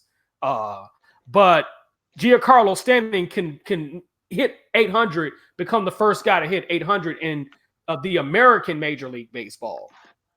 So he could shatter that motherfucker if he don't end up with the intentional walks that Barry Bonds ended up with. Because what slowed Barry Bonds down from breaking that motherfucker is people started intentionally walk him. Because the next year, with 3 home runs, he set the record the next year in intentional walks. He has the most walks in history. The person next to him, Ricky Henderson, but Ricky Henderson intentionally took walks, whereas Barry Bonds was not trying to take those walks. So I don't know if he's gonna catch Barry in terms of that, but if he gets like half of those walks that Barry gets, he probably gonna shatter that motherfucker at the pace he is. But I don't know if they're gonna let him do it like that. But with the hitters that the Yankees have, because they got 3 guys that have hit 50 home runs in the last 3 years. Now, Giancarlo Stanton did it when he was with the Tampa Bay Devil Rays. My boy Aaron Judge did it in his rookie year. And I think it's some Sanchez guy did it. So with those 3 guys, they probably have like the best home run hitters in baseball. So I don't see the Nationals I think the Yankees would sweep them. Now, with the Astros, I think we're going to beat them probably by Game 6, probably at worst case scenario. We could fuck around and sweep them. So either or, with how evenly matched that the Astros and the Yankees are, there's still a chance the Astros could shit the bed completely by giving up a 3. Because only one other, because it's only a handful. It's quite a few teams that gave up a 3-1 lead, including the Yankees. They did that before with 3-shit lead against the Red Sox, which they never gonna let Mariano Rivera, though he lost 1 postseason game in history. They're never gonna let him live that down. But there's a handful of teams that blew a 3-1 lead. So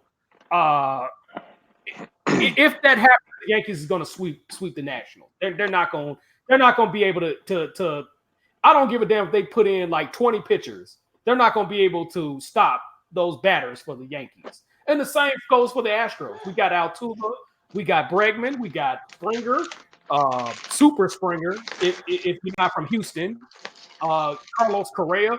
I'm just naming a few batters we have. So, and I could probably name more than that for the fucking Yankees. But the top 3 guys alone for the Yankees probably competes with anybody's batting. So, with that being said, whoever gets past this is going to win it all. It just, I don't see the Nationals even coming close to fucking with any one of these teams. And I'll say this, you know what I'm saying? So I it is really what think, it is. and then also I'm say this here.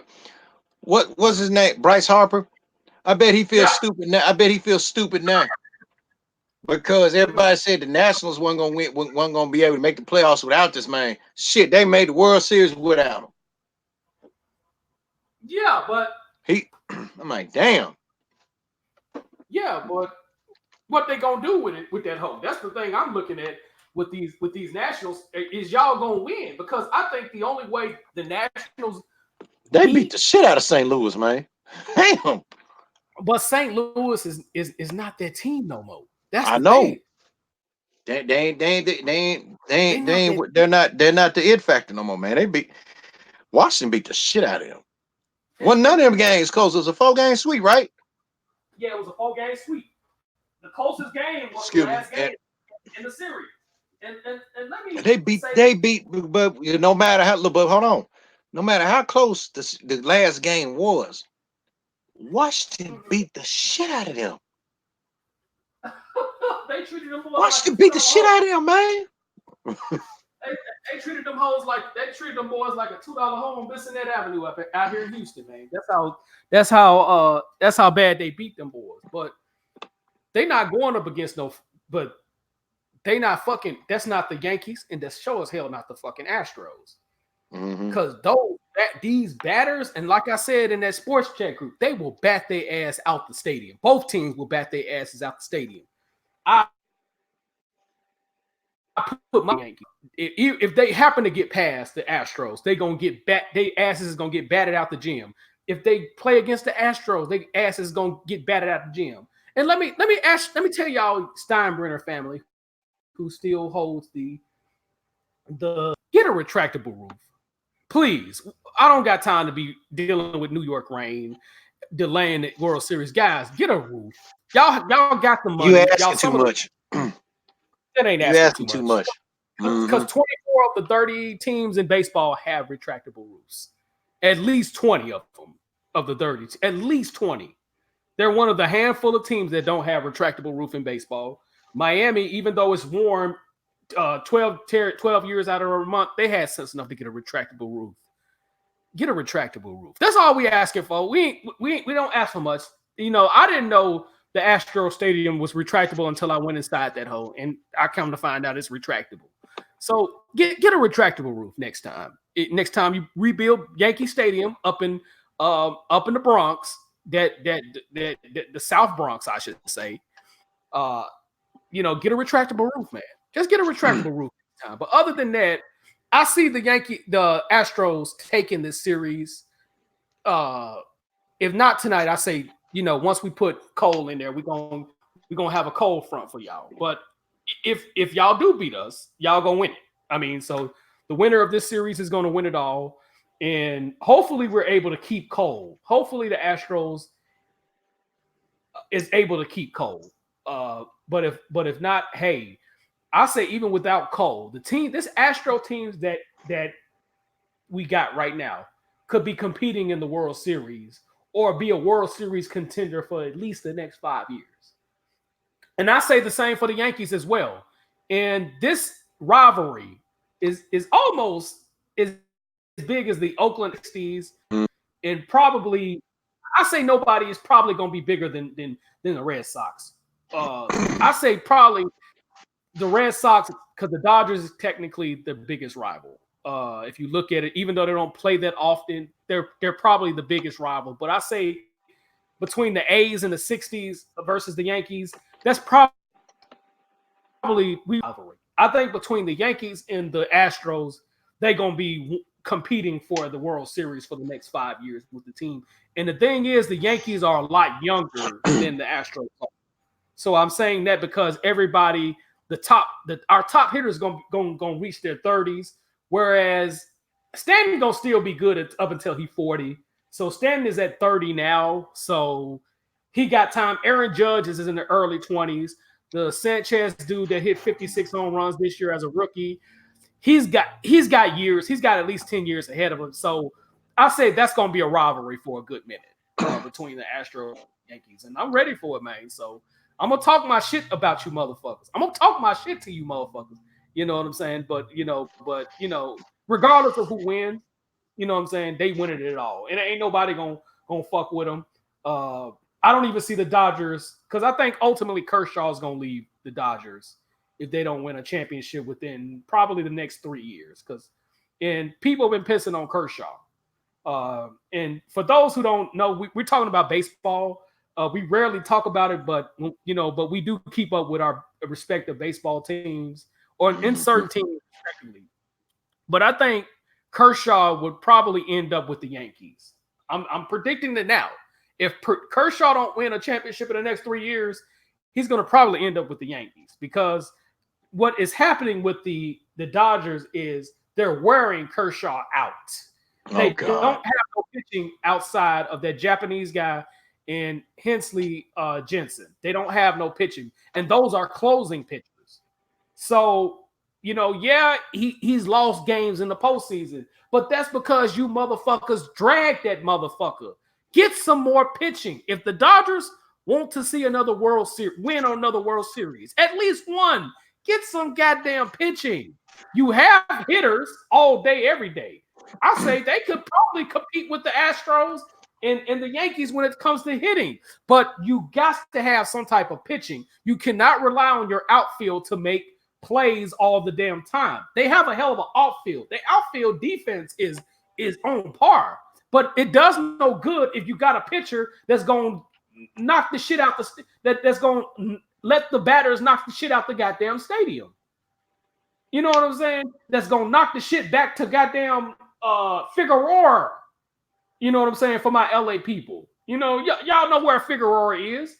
If you got a pitcher that's going to pitch to the motherfuckers to where it's going to get knocked out all the way to downtown in Figueroa, goddamn, you're doing a disservice to Kershaw. Y'all can piss on Kershaw, Stephen A. Smith. You know his name my nickname for that motherfucker.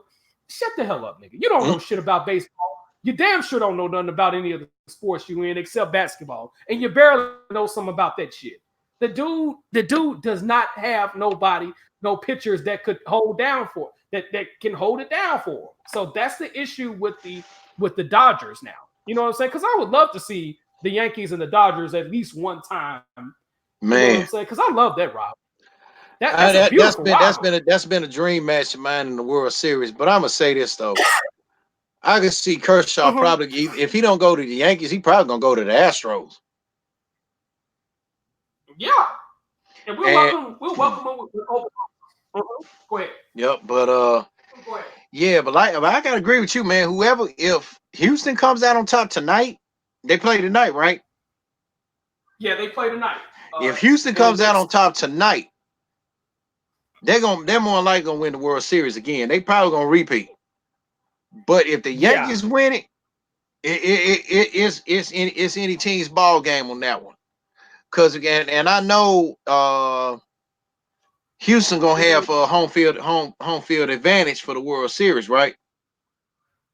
Houston would have more home field advantage, but the Yankees would have home field over the Nationals because they won 100 games. The Nationals, I think, won 95 games, so they would have to go to New York to. So that's why I say if they go to New York, they're gonna have momentum. They're gonna have momentum going to New York. So I mean, other than the Astros, other than the Astros of Boston, ain't too many teams gonna beat them in New York like that. No. Their fans is crazy. So they're not going. I don't see the Nationals beating these guys.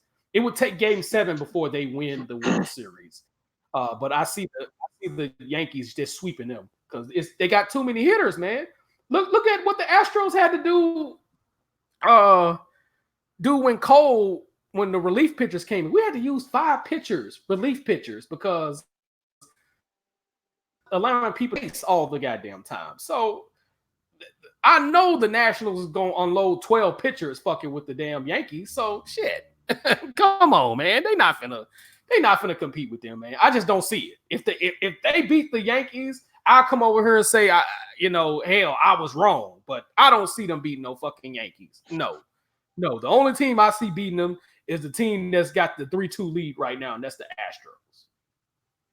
So it is what it is. Yep. Okay, we're gonna do some little quick over and under, and I gotta put somebody on the Jackass Wall to close out the show. Mm-hmm. So on the NBA over under, we're gonna start with the Wild Wild West. 60 is the number. Man, let's make that better. 67 wins. Over under for Golden State, Jimmy. Mm-hmm. So what you think? Over under? I think they'll get right at 60. So you going under? A little over, a game or two over. Okay. I'm gonna have to say they're gonna win 65 games. Still. I mean, yeah, they're gonna miss Durant, but I still think what's gonna hurt them the most when they gonna get Drake, they gave Draymond that fucking $100 million extension, the same money they should have gave Kevin Durant in order for him to stay. Mm-hmm. But the Nets gonna have to wait for a while because Kevin Durant, they say he probably won't be back till the next season, the 2021 season. Mm-hmm. Because man, you can't rush no fucking Achilles tendons. And to that whatever that coach named, that Kenny Atkinson dude, look, man, stop bullshitting the media, dude. You're not good. Yeah, I guess you're a brother. Look him up, Jimmy. You're a brother, but you stop trying to bullshit the media, man. Having given them optimistic false hope when you know the whole story. An Achilles tendon injury takes about at least a year and a half to recover. That's true. But if they get Kevin Durant back in February, as a shout out to Ticket TV, by the way, reported, they'll make the playoffs, but barely. Ain't no fucking way in the world. Mm-hmm. Unless he got that Wolverine from X-Men healing factor. Because if he had a tour right then, if he had a tour in that same game, when he tore his Achilles tendon in that same game against Toronto, it would have healed up right then and there. Maybe Golden State would have won the championship. And like I said, unless some of these NBA players got that Golden State healing factor, that Wolverine from X-Men healing factor, yeah. But I felt, but then we also know Klay Thompson, he won't be back to full strength either. So I think them picking up D'Angelo Russell was a big coup, so to speak, to help take off the load. The dude got a jumper. He got a good jumper. Oh yeah. But Klay Thompson, he's not. Because D'Angelo, he can play more point. He's more of a combo guard. So if you're gonna get him to play point, yeah, he'll play point. If you want him to shoot, he gonna shoot.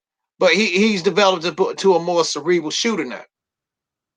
He thinks before he shoots, like, nah, I ain't gonna shoot right here. Everybody is not like Steph Curry. Steph Curry, he get the ball, he dribble 1-2, pow, that's it. And everybody's not like Steph Curry or Durant. But Golden State gonna get, I'll say they'll win about 60. I'll take it back. They'll win under 67 games, probably about like 63 or 62.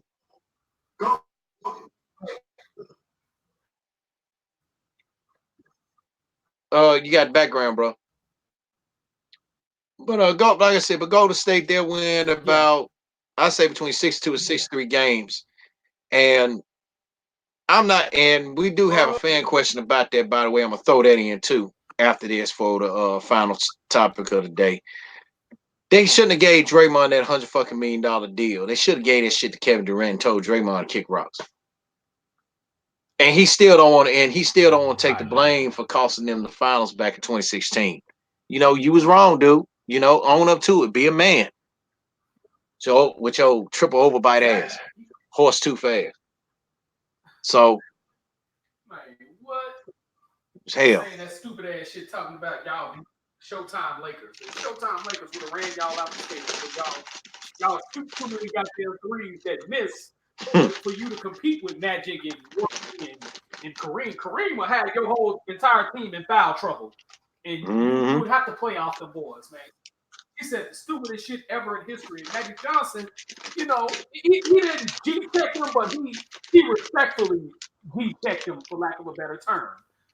Like, man, please. That's what Leos do. Alum, that's what Leos and Libras do. We gonna G-check you politely. Yeah. So, yeah, man. Get out of here. Get out of here, Draymond. Get out of here, Draymond. All right, Jimmy. So, next one gonna be just specifically for you again.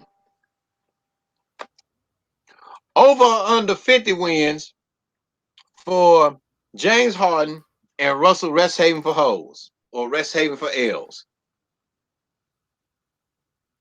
Over 50 wins? You heard the question? Yes. Over or under? Mm-hmm. They gonna win way more than 50. No, that's too easy, bro. As long as Russell Westbrook plays team ball and not be a rest haven for L's like he was at Choklahoma City, the blunder, and continue to have his blunderous ways, I'm about to say Oklahoma City Thunder, the Houston Rockets will be competing with the top 3 or 4 teams in the West. I ain't even finna do them boys like that. No, they're gonna be competing. Maybe they're probably right at number 2 right now. Maybe on a good day. But what's the weakness? You think the defense? You think them playing defense to be a weakness? So well, Russell Westbrook is not a defensive guy, even though he's shown improvement on defense. What they're going to miss from Chris Paul is defense. But if Russell Westbrook can get teams in foul trouble, because ain't nobody stopping Russell Westbrook from going to the goal. If he can get teams in foul trouble, that could be a form of defense. He's definitely going to have to get 10 assists like Chris, score a little bit more. But if he comes with that score first mentality like he did with Kevin Durant, which cost them probably at least 2 or 3 championships out of it. If he comes with the shoot first mentality and not let James Harden shine the way he did, because one thing Chris Paul was a pass first, shoot later type point guard. And that is the reason why James Harden's statistical numbers in terms of points and even assists had increased because of Chris Paul. That was the good thing. The downside of Chris Paul is Chris Paul was out of his prime.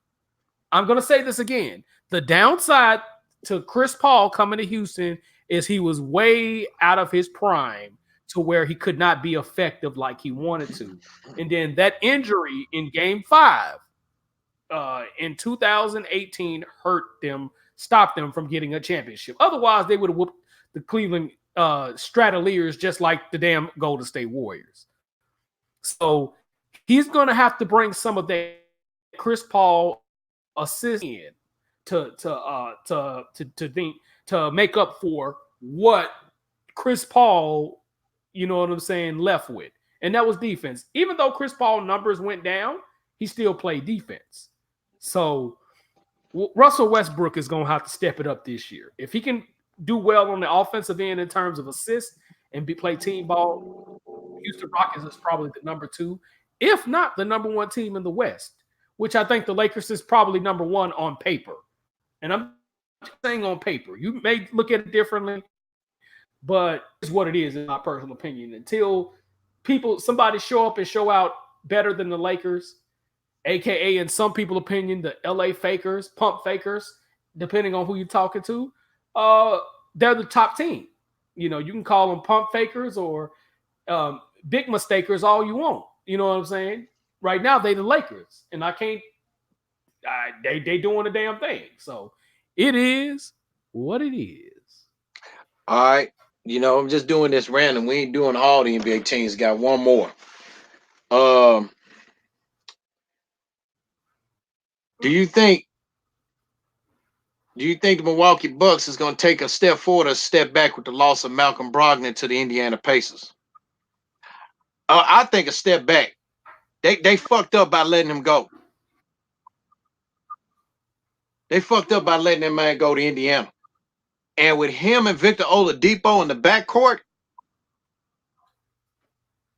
and if Nate McMillan get out his fucking times and let them play how they want to play, Indiana gonna be a beast because because think about it, they damn near put Cleveland out in the first fucking round with Oladipo, with Miles Turner.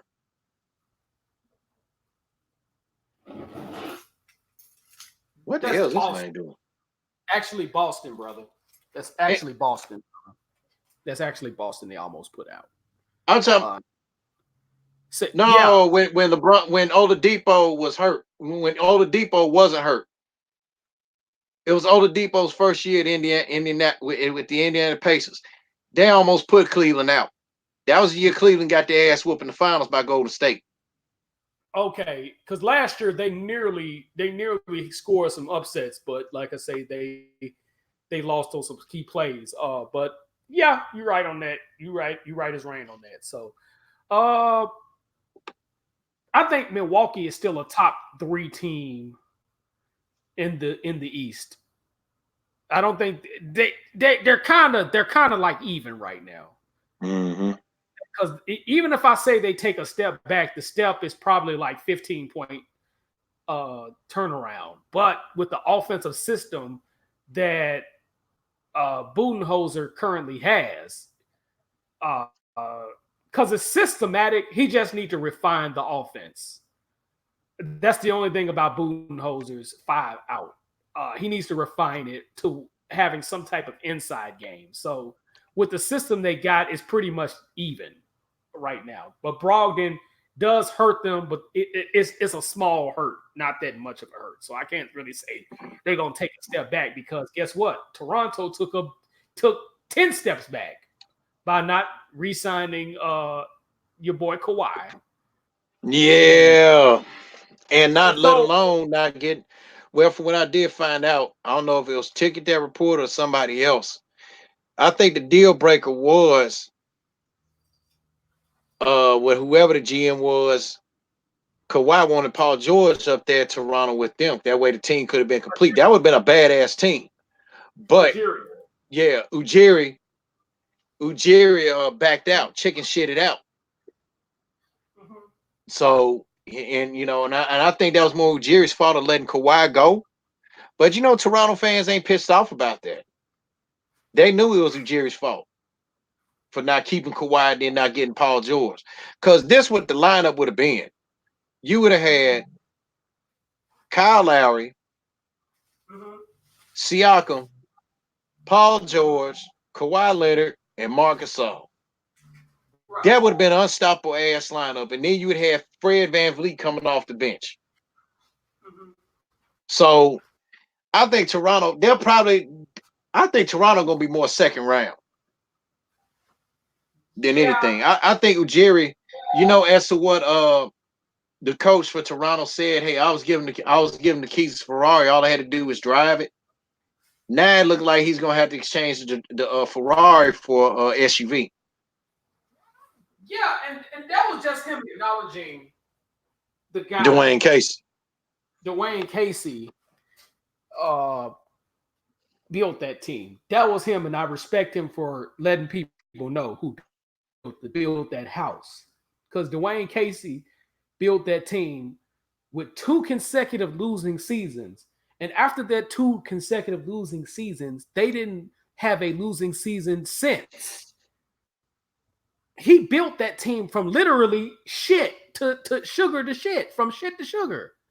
Mm-hmm. Literally. So that was him acknowledging who built that team.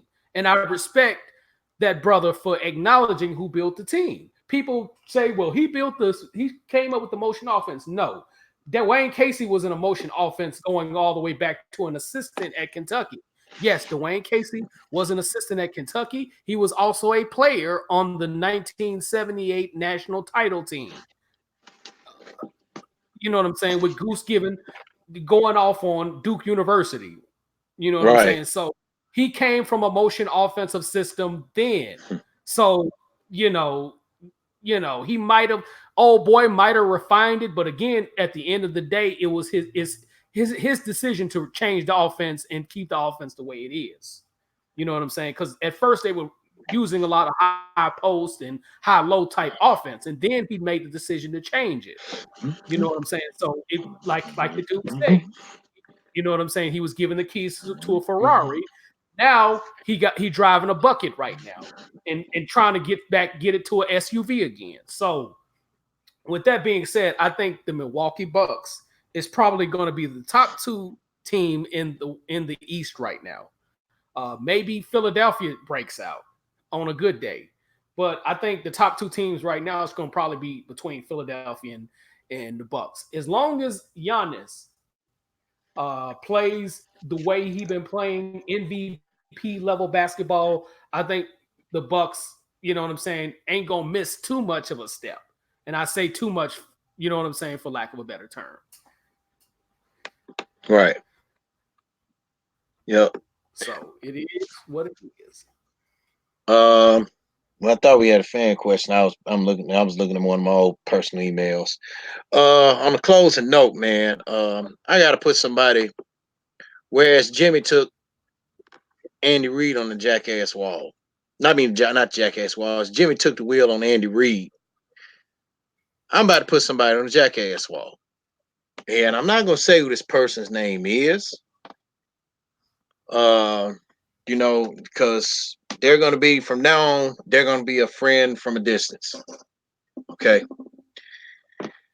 Uh, well, as you know, Jimmy, I've been employed for a good minute. So, and then Mm-hmm. I've been trying to get unemployment myself, and I haven't heard word from nobody yet. Trying to get some unemployment. But I had applied for two jobs. Um, one was Amazon, and the other was Sam's Club. Okay, I don't have nothing bad to say about Sam's Club, none whatsoever. But I went to an interview with Sam's Club for Tuesday. Matter of fact, because I put that application in a week before my birthday with Sam's Club, and then some told me to check the email, and it said, "Hey, schedule your interview," and I scheduled for this past Tuesday. So I go up there, and they told me, and I was told that Sam's Club was on a hiring freeze. Okay, I can accept that. So I had the Amazon job to fall back on, and I put that job application in on my birthday on the Monday, and then turn around, I heard back from them on the same day. So I scheduled for my orientation and stuff on this past Thursday, and I would have been starting, I think they say, between the 25th or the 29th of this month, right? Okay, so this friend, in quotes, we both shared the same, was asked, we both shared the same birthday, and was asked how I was going to get there. I just said, well, depending on how the weather is, I might foot it, because it's about a good 50 minutes from where I live at. I wouldn't mind doing that. Only time I wouldn't walk like that is if it's like fucking pouring down raining, or let alone if it's too fucking hot. Okay. Now if it was cold, yeah, I'll walk it, warm up, get the exercise in, whatever. Okay, I was asked this Monday. Tuesday came around, was told the same thing. Okay. But, but as the late great Dusty Rhodes was saying in a promo, you really gotta pay attention to how people be talking.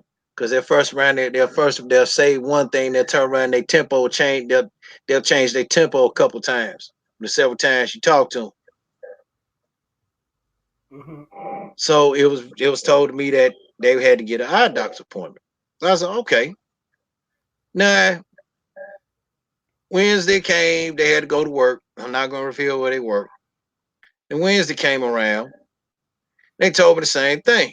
So they asked me, was I gonna go there? I said, well, I said I was gonna walk. I said, but if you're offering to take me, that's fine. That'll save me some. That the only time I probably have to walk back is when I'm done, because I don't want to hold you up from doing what you got to do.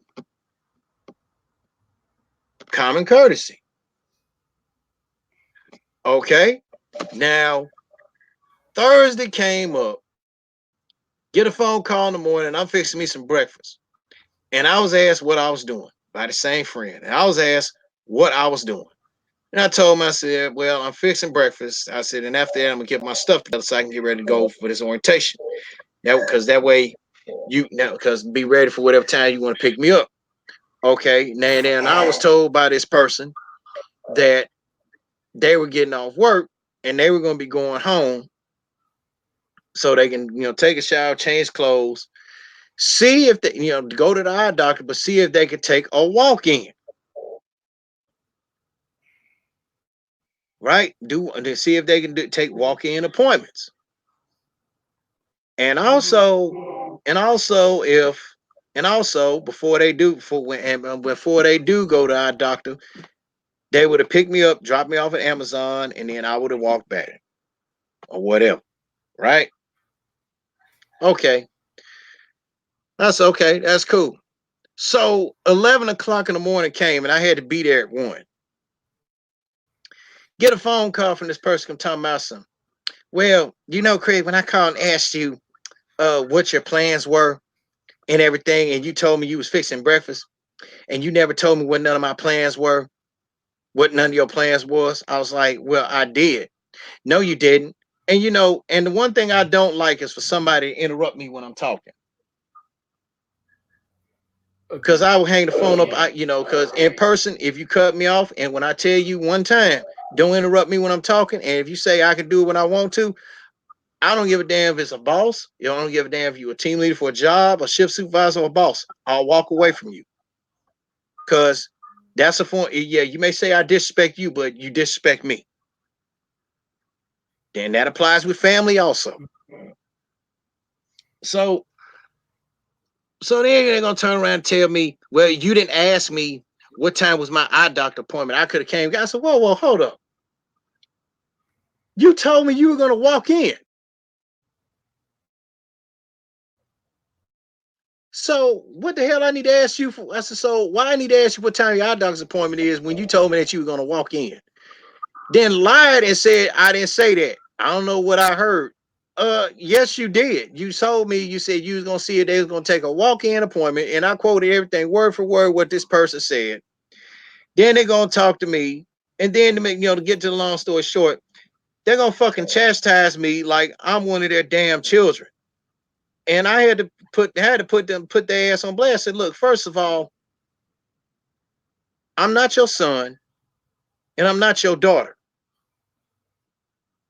I'm not your cousin or anybody else. You don't chastise me.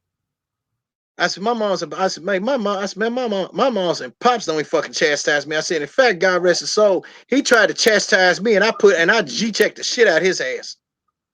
I said, so if you find somewhere where it say where you think you got a right to fucking chastise me, go ahead. But I'm gonna tell you now, you ain't no position to chastise me. I'm not your damn child. And I said, I'll tell you like I tell everybody else.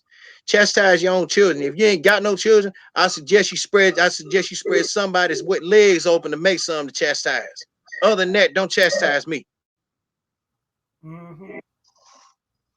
So she talked they talk all this shit. I was reading something when I said she. So they talked all this shit, and they gonna say, I ain't got time to hear this because I'm finna stop somewhere and give me some of these shit. I ain't finna drive my car around, tear my fucking goddamn car. So I'm like, oh, so you not gonna take me? And these were the words they told me. You supposed to be a grown fucking man. You motherfucking figured out. Then hung up the phone.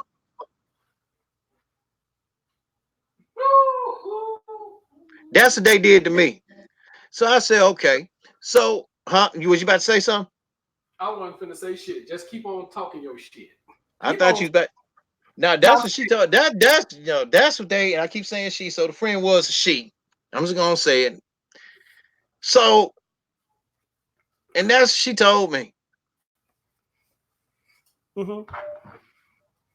So I said, okay. So I had to turn around and call fucking Amazon, let them know I wanted to reschedule my and I told the truth. I wanted to go ahead and reschedule my orientation.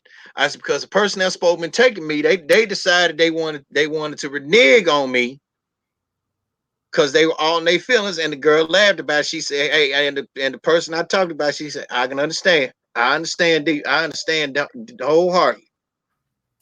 They reneged on take me, and I wanted to see if I can reschedule. So couldn't find no available date to reschedule, but but thought beforehand, I'm getting updates to when the next available fulfillment center position at Amazon comes up, and they told me do not withdraw the application. Leave my application there for that spot, then just go ahead and just submit it. Just resubmit everything because everything will be locked on, and then I should have an appointment time of when of what day and time what days I want to work and what time excuse me and what time I want to want to come for my orientation. I said okay, that's fine. So as of right now, I have yet to hear. I'm getting periodic dates. I'm trying to keep myself busy, trying to keep my sanity as of right now. Let me ask you this question. I don't want to interrupt you, but let me ask you this question. What is Amazon starting off with? $15 an hour with the possibility to make 16.75, close to $17 an hour. So my homeboy was right. They were starting off at $15 an hour. Are they giving y'all full time, part time? What is the deal? Are they asking people to? Are they asking? Are you able to get if you have a car? Are you able to get incentives on driving the packages there on the No, incentives? I ain't gonna be driving the car. I'm not gonna be driving the van. I'm gonna be working inside the warehouse. You're gonna be working inside the warehouse, but is it part time or full time? It's gonna be full time because Salute sometimes to it'd you. be it'd be Salute. full time seasonal. If it's seasonal with the option, we know what they But if you saying seasonal, give you seasonal because when you go on the application, when you go on the Amazon jobs, they're gonna ask you how many hours would you like to work. Do you want to have a set schedule or a flexible schedule? Because the schedule that I chose, it was gonna be Sunday. I was gonna work Sunday, Wednesday, Thursday, and Friday. Be off Monday, Tuesday, and Saturday. Mm-hmm. But they also said when you look at it, they also told you in the fine print, you know, you can come in on either one of your off days if you want to get the extra OT in, to get some OT in. So before I finish, they're meaning to put FedEx out of business, like I'm saying that they're trying to put them out of business. From what the looks of you signing this application and trying to come in on an orientation, because pretty much you're hired. You just got to get an available date. Mm-hmm. They're trying to put FedEx out of business. Am I correct in that assessment, or from what you see? Both ends, from what I see, and they're trying. They are going to do it, Okay, all right. but they're That's all going. I need. But I'll be honest, and I'm not speaking ill to my future employer. FedEx is reminiscent. FedEx is like Vince McMahon. Mhm. It's hard to get Vince out of business. So Oh no, deal at all. I think you have a great assessment. My assessment is 10 years. They're either going to be out of business or they're going to have to merge or make a major move to where they have to continue to compete with Amazon, because I think right now Amazon is their top competitor. Yeah, UPS is probably leading. DHL is probably right neck and neck with them. So mhm. I say right now Amazon is about to make some major moves, and like I say, if they get some airplanes from what in which I understand, according to my homeboy, who's the pitcher guy, shout out to him, Julius. He said they got airplanes, but they're not in full distribution of airplanes just yet. So I wanted to make that clear. But continue to talk your shit, player. Talk your shit. But as I was saying, man, now I was pissed off about what they said to me about this, what this person said to me. So I was like, okay. So, and I was still pissed off about it. Right. Shout out to my boy Trey Murphy, because when I talked to him about it, Jimmy, I told him the same thing I'm gonna tell my Let's Draw Something audience. I was so fucking pissed off. It was like if I saw this person, I wanted to punch them so hard, I wanted to punch their fucking jaw off their hinge and the skin off their face. That's how fucking pissed I was. But I'm not that kind of person. Mhm. Because the way I feel is, you know, you fucked me out. You fucked me out of opportunity to make some money. You fucked me out of opportunity to pay back some debts. You know, Uh-huh. because you want to be fucking stupid. Exactly. And for this person to be older than me, they should fucking know goddamn better. They brag about what they got this and what they got that. Now, if they were a real fucking friend, they would have said, well, Craig, hey, when I get off of work, I'm gonna go to the house, take a shower, get my stuff on, and I'm gonna come back and get you, drop you off at Amazon if it's possible. You can be dropped off early because I gotta go where I gotta go for my eye doctor's appointment. And if I'm done Exactly. before you, I'll come by and pick you up. But if it's gonna be later, I understand you're gonna have to do what you're gonna have to do. I would have said okay. I would have done the same thing if that person was in my boat. Exactly. But I'm not gonna fuck around and tell somebody, well, you grown, you fucking figured, you supposed to be grown, you fucking figured out. Ain't no ain't no such thing supposed where you do got some motherfuckers that's supposed to be grown. This so-called friend wants to fuck around and knock me about every goddamn thing every fucking thing I do and all this shit. I don't need friends like that. Exactly. I repeat, and Jimmy, that's why I said I hope you got your questions together, because what's this? Mm-hmm. The first Saturday next month, you gonna interview me because I got a lot. Because I got a lot. That way everybody will know about me and tell you my views on some things about on some stuff, on things. Uh And let me add something here. This is the exact reason why I fucking left Memphis, motherfuckers that you're talking about. You got to think about it.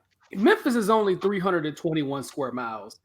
Houston, is only 300 is 670 square miles, which that means it's in mileage is probably like 67-mile city. mhm. You got people. I've had people that went so far out their way, that live all the way to Pearland, live all the way in fucking Baytown, drop me off in Southwest Houston, where I currently stay right now. You know how out the way Baytown, Texas, out the way that it is compared to Southwest Houston, and you got 3 hours. motherfuckers almost an hour, 35 minutes if you don't have no traffic. But if you in traffic, you're gonna be sitting there about an hour and a half for sure. Because you got to factor in traffic in Houston, and you got to factor in normal traffic. 35 minutes in normal, damn near a couple of hours in traffic. Mm-hmm. You got motherfuckers in Memphis that don't live nowhere near live nowhere near as far as some of these people that will act like, well, I ain't going that way. Nigga, you only stay 15 minutes away from me, nigga. You only stay 20 fucking minutes away. Nigga, you stay down the street from me and won't do the same shit. That's the type Hey, of trifling ass shit that goes on in Memphis that made me fucking leave. And to be honest with you, I should have left at 25 at least. Maybe 21. But on the continue. program, hold on programs note next week. Uh, I'm glad Jimmy brung that up. I'm gonna be interviewing Jimmy. I'm not gonna interview his life. I'm gonna talk about Jimmy J's move to Memphis and everything what he said. That's just a small little snippet because he got more to say. Because he's gonna talk about what led his move to Memphis, what was the spark that started the fire for him to go down, and among other things. So he just got that was right there. That was a little preview of what he's going to talk about next week. But I had and but I'm gonna continue putting my this person on the Jackass Wall before I say something. There was a guy, he used to work out at FedEx, and I'm not gonna say his name. I lived off of Oak Ridge Apartments here in South Haven, Mississippi, off of 51 in Dorchester. And the dude literally stayed like right behind me. Mm-hmm. I asked this man, asked him, I said, hey man, you going back to that? Oh, I ain't going. He was quick to say, oh, I ain't going your way, dog. I ain't going your way, dog. Oh, okay. You know, then he looked at me in the motherfucking eye and just kept on. I said, okay. So shout out to my guy Terrence Yarborough. I asked that man. Cause see, the man lived in South Memphis. I said, Terrence, I said, hey man, I'll give you some money on gas if you take me out here to South Haven, Mississippi. He said, "Is it close to a Walmart?" I said, "Yeah." I said, "Well, I stayed. I'll show you how. I'll tell you how you can get to Walmart, whatever." He's, "Yeah, come on, Craig, come on." I gave this man $15 for gas, and I told him which way to go, where I had to go, where I lived at. How about we pulled up on the? How about we pulled up on the motherfucker that told me he wasn't going my way? Because he said, "Craig, don't look." He said, "Kind of act like you reach for something in the back and look over to my left." He said, "Man, ain't that the same nigga you asked? Ain't that the same nigga you asked? Was he going your way?" And when I looked over, I said, "Hell, motherfucking yeah." You know what? I never asked him again. He said, "Man, that's just fucked up." He said, motherfucking be living like right eye to eye in front of you, still won't take you home. And Terrence had a good point. My boy Terrence had a good fucking point. He said, motherfucker be living eye to eye, close eyeballs to eyeballs in front of you, and still won't take your ass home.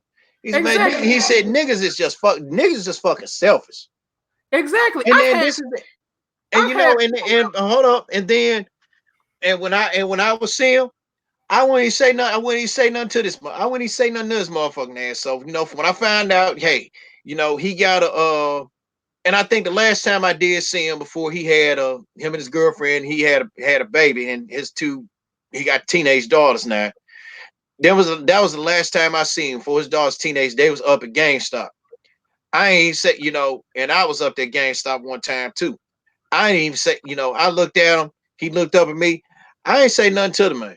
I'm not gonna say his name because we Facebook friends, but he drive trucks, and and all that. I ain't say nothing to him. But and Jimmy, you made a good point. But let me finish putting this person on Jackass Wall. So I hit up another partner of mine, told him what was going on. I called him. I'll call him Donovan by his last name, Donovan.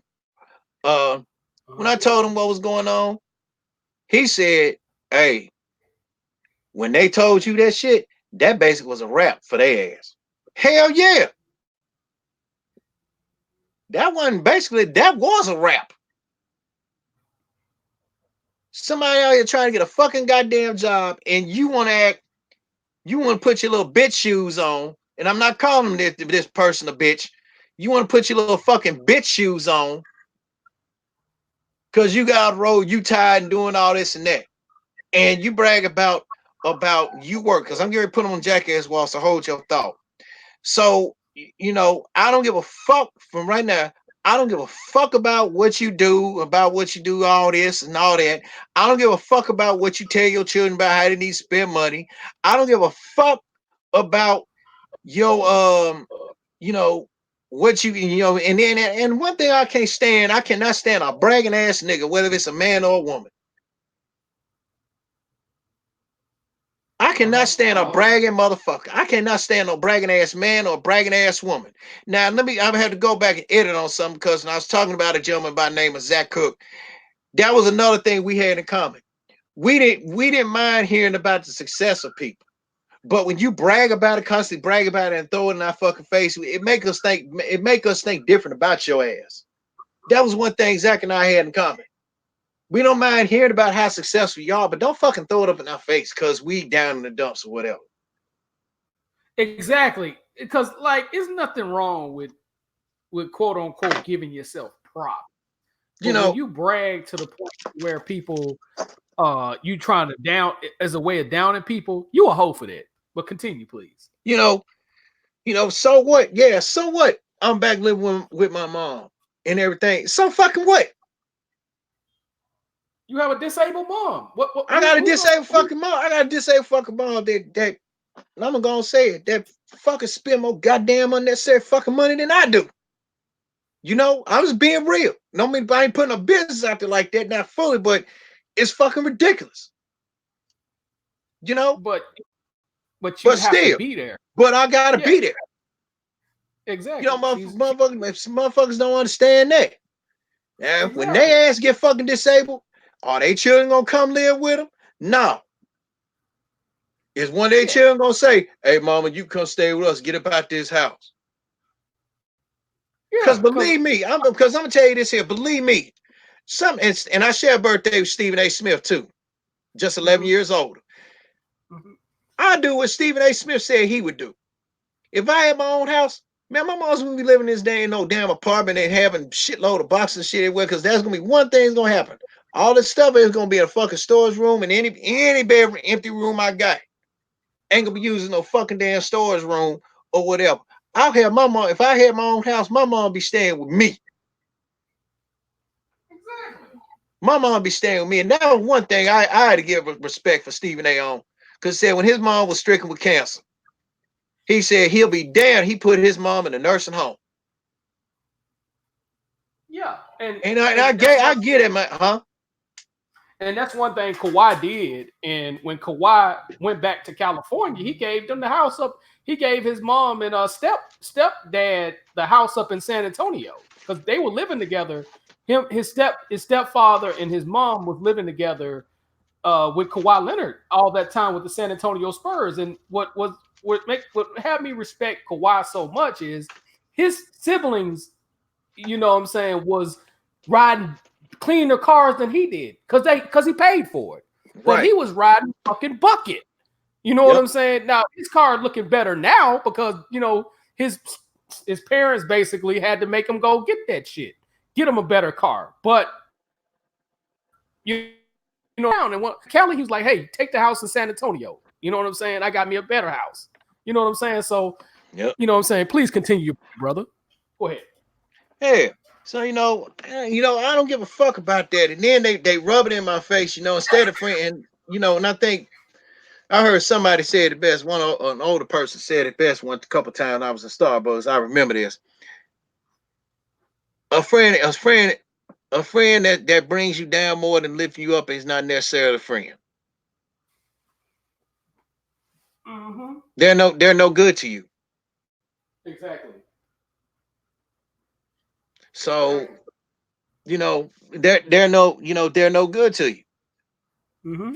And this person is no good to me than any damn thing. They have been a rotten friend. They're talking about, I've been a good friend. You ain't been shit. If you was a good friend, hey, you would say, well, Craig, I'm gonna loan you some money till you get back on your feet, pay you back, and you get your check.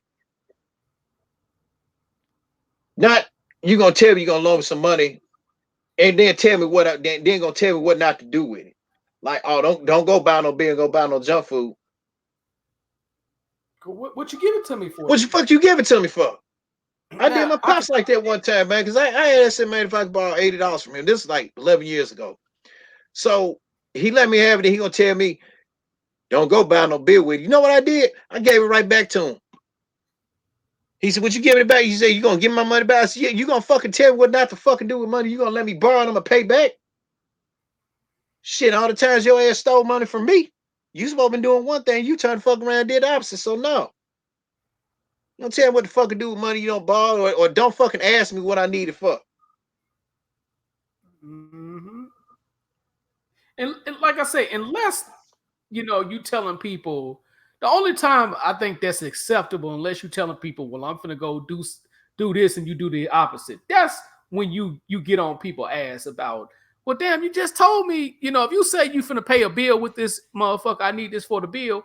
Okay, yeah, I get you getting on somebody helmet. But other than that, if you just, you know what I'm saying, if you just randomly say, hey, I need some money, you know what I'm saying, So I get something and to eat. Or I'll put it like this. Hey, I need to mhm, borrow something, so I give me something to eat, get some little groceries, and get my hair cut. Okay. yeah, That's agree. called, that's taking care of yourself. Exactly. I don't care if you gonna get you something to eat at a Wendy's or a Sonic or a Buffalo Wild Wings or something. You getting something to eat Mm-hmm. Exactly. till you get on your feet and you getting your hair cut. But don't fucking tell me what the fuck I better not do with it if you gonna let me borrow it. No, Exactly. Exactly. because and keep in mind this is the same friend like several years ago asked if they could borrow some fucking money from me, and you know what? I let them borrow it with no damn fucking problems, none whatsoever, damn ever, none. This when I was living Exactly. in Alabama with Mm-hmm. no fucking damn problem. And when I told him, and at the time, and I told him, I said, "Look, don't worry." I said, "Don't worry about paying me back, because I'm still gonna get that money back regardless." Well, how's that? I said, "Well, I get my VA check from school on this same day, so I'm good. I ain't worried about it. I ain't gonna. I didn't ask them what it was for or whatever. I let them borrow it. I let them have it, Exactly. and I showed this person that I was a better friend than they fucking are. And you gonna fucking chastise me? Yep. That's why they fucking ass is broken. That's why they in the shape they in now as far as relationships go. And they always be talking about some they can't find a man. They can't find there ain't there's all these so-called men out here ain't no real men. Well, why don't you look at yourself in the mirror? You know, because you asking too much. I don't need friends like that. And if they want to be my friend again, they gonna have to fucking goddamn improve. They ain't gotta change for me. They need to improve their damn character. Period. Exactly. Like I said the last time when they let they went about one person about the cook dude about his position and paycheck, let him put flaws in his character. That right there, what happened to me Thursday, that was a perfect example of what this friend who's gonna remain from away from me from a fucking damn distance is going to be to me. Exactly. Because when I let them borrow money several years ago when I was living in Alabama, I didn't ask for it back. I didn't tell them don't fuck it off on this and that. It wasn't my business what they needed for. As long as they didn't come back to me the same day asking for some fucking more money, then we had a problem. Exactly.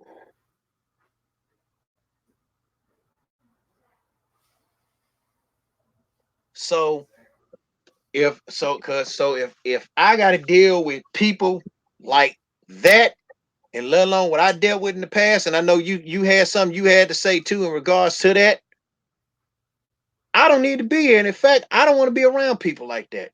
Exactly. Because I'm gonna say something about Memphis people. Exactly. If you ain't got the only way they'll fuck with you is one if you work at either FedEx or Nike. If you didn't fuck somebody they know, Exactly. if you got some money, Exactly. and if you didn't fuck somebody they know. Yep. You're right. No dispute there. And I've always considered myself, and I was talking with a classmate of mine about a couple days ago. Uh, I always had considered myself the fucking outsider in my graduating class. Then nobody too much wanted to deal with me. But when they found out I got some talent, Oh yeah. when they found out I got some talent I've been had since I was a fucking child, since I was a child. Oh, Craig, well, we want you to draw this, we want you to draw that. You want to draw this and draw that. Show me the money.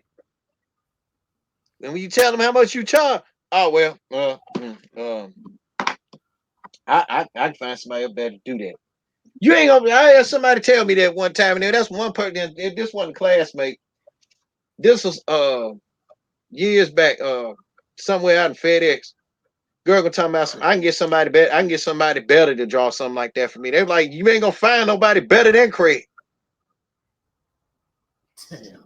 And I told this girl, and I told this young lady, I said, see, you fucked around and let a check overdraft with your mouth. That's because I wasn't gonna charge your ass shit. But see,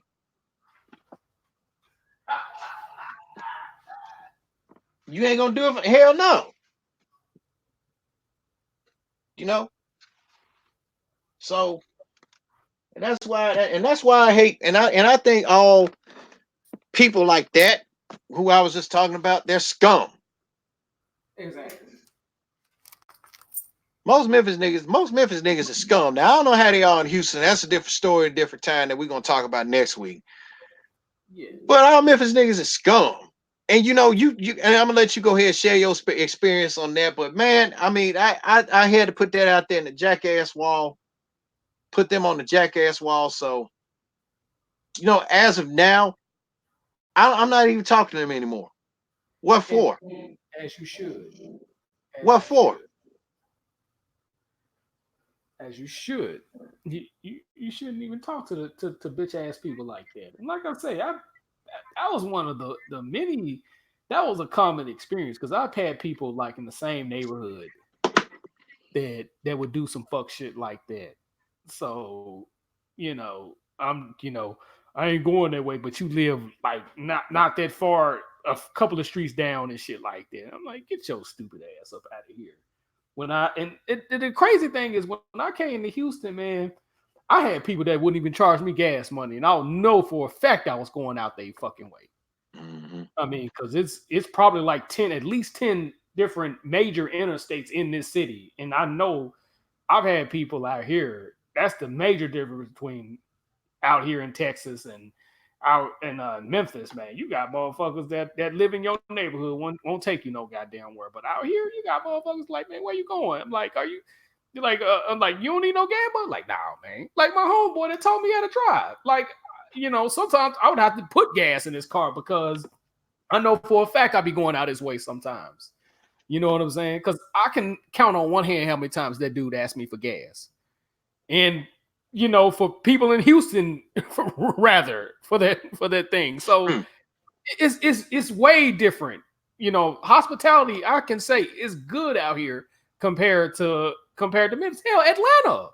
I've had people, that I didn't know from a can of paint be like, man, like, would you like to drive my car? I'm like, hell, I don't know how to drive yet. Shit. And I've had people, see me in downtown Atlanta, you know what I'm saying? A couple of people went out their way, like, hey, where you going? I'm like, I'm all the way out in Decatur. I'm like, hey, I'm going that way, man. You know what I'm saying? And I know they wasn't going that damn way.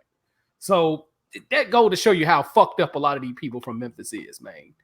You know what I'm saying? It's a lot of fucked up ass people out here in Memphis, man.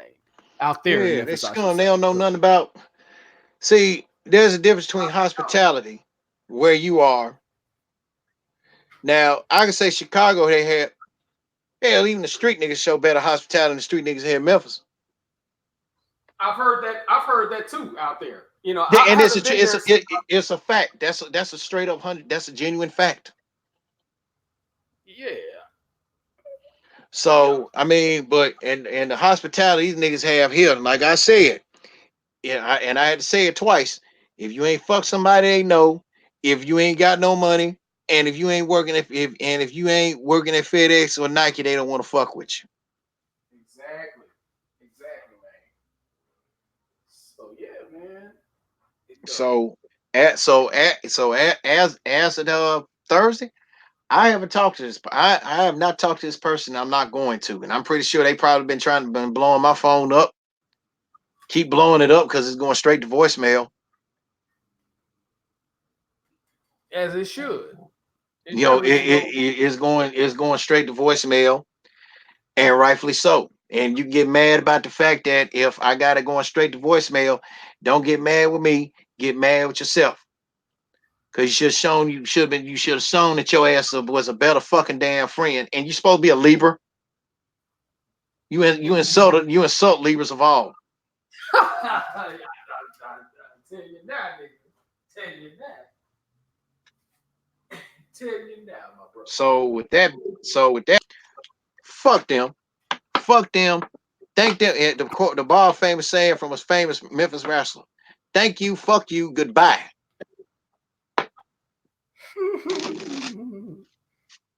Because your friend, because your type of friendship is no longer needed with me. And until you learn how to be a friend, and matter of fact, if you really want to redeem yourself, but that still is not going to change the fact of anything.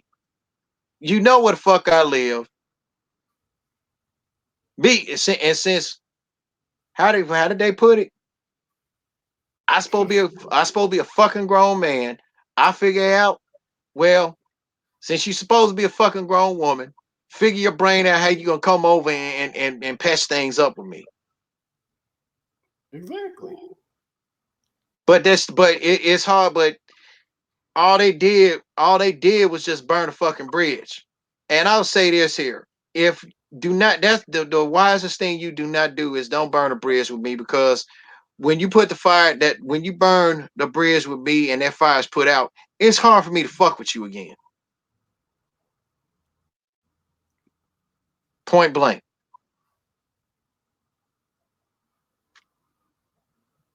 So don't burn a bridge like this person did with me.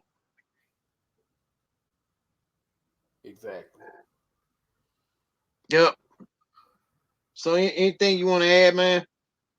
Um, I also wanted to add something that was discussed on an ESPN show. Jonathan Abram, who's injured, he plays for the Oakland Raiders.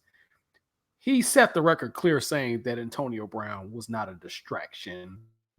Mm-hmm. To the media blew it up all out of proportion, and I'm gonna pat myself on the back. I told you, motherfuckers, so, because you had people, people that I'm cool with that was talking about how much of a distraction Antonio Brown was and all of that. Now he did say that he did get into it with the GM.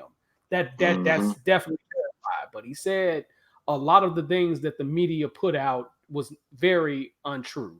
And he said John Gruden was like, hey, if Antonio Brown is here, that's gonna make our team better. But if he's not here, we gonna keep on we gonna stick to the process. You know what I'm saying? Right. So I'm Hold on, glad. hold that thought for an update. Siakam's funny. We talked about Siakam. He agreed to a $130 million extension with the Raptors. Um, we got uh, Carolina and Virginia Tech.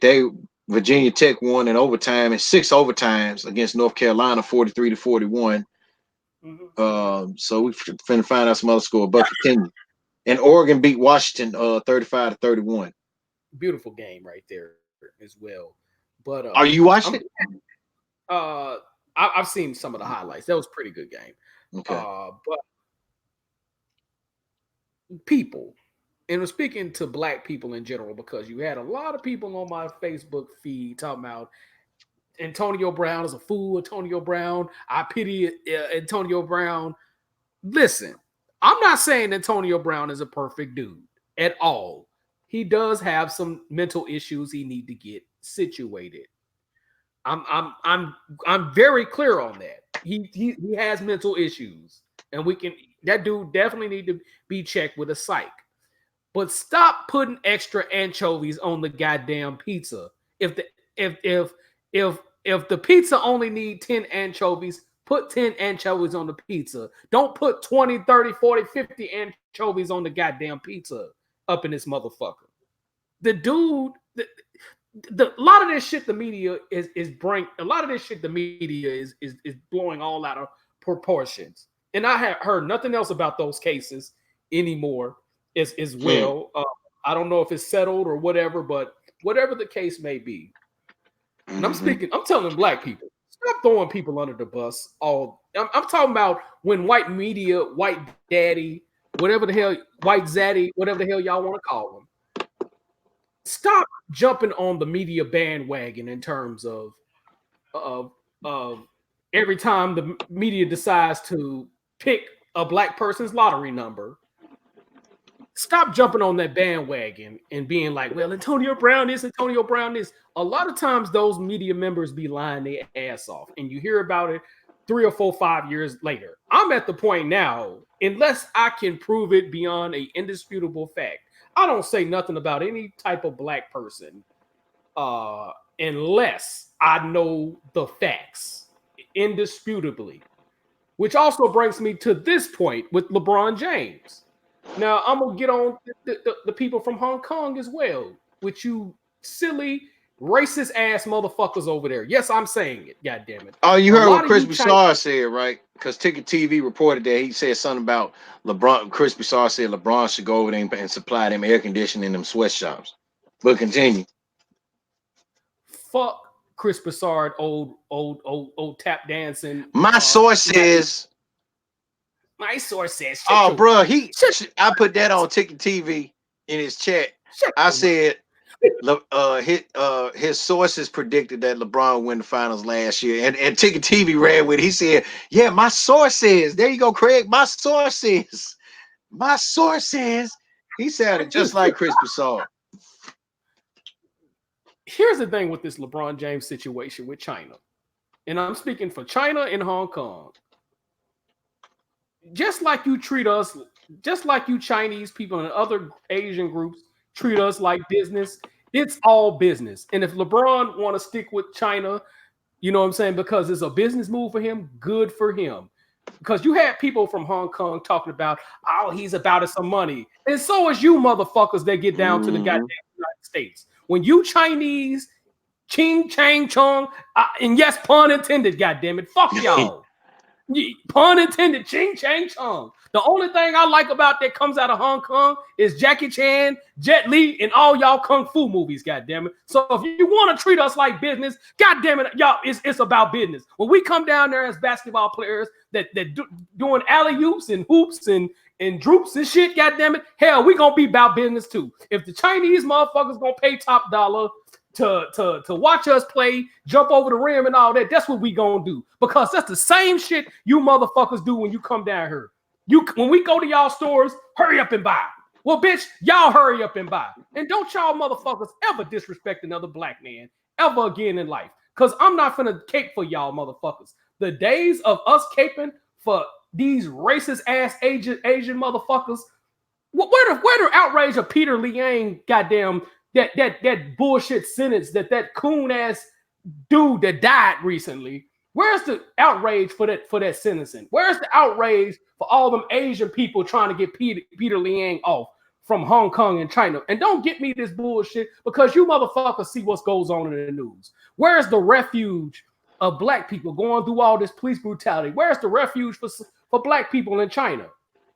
So if you motherfuckers want to get mad about LeBron James because he about business, fuck you. You motherfuckers is nothing about business. You treat us like business, and the fucked up part about it is you won't do business with us.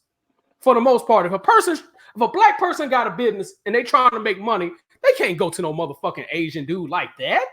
You might get 1 out of 100 Asian that'll do business with black people, that will reciprocate business like that. So since y'all do little bitch ass shit like that, I am not criticizing LeBron James.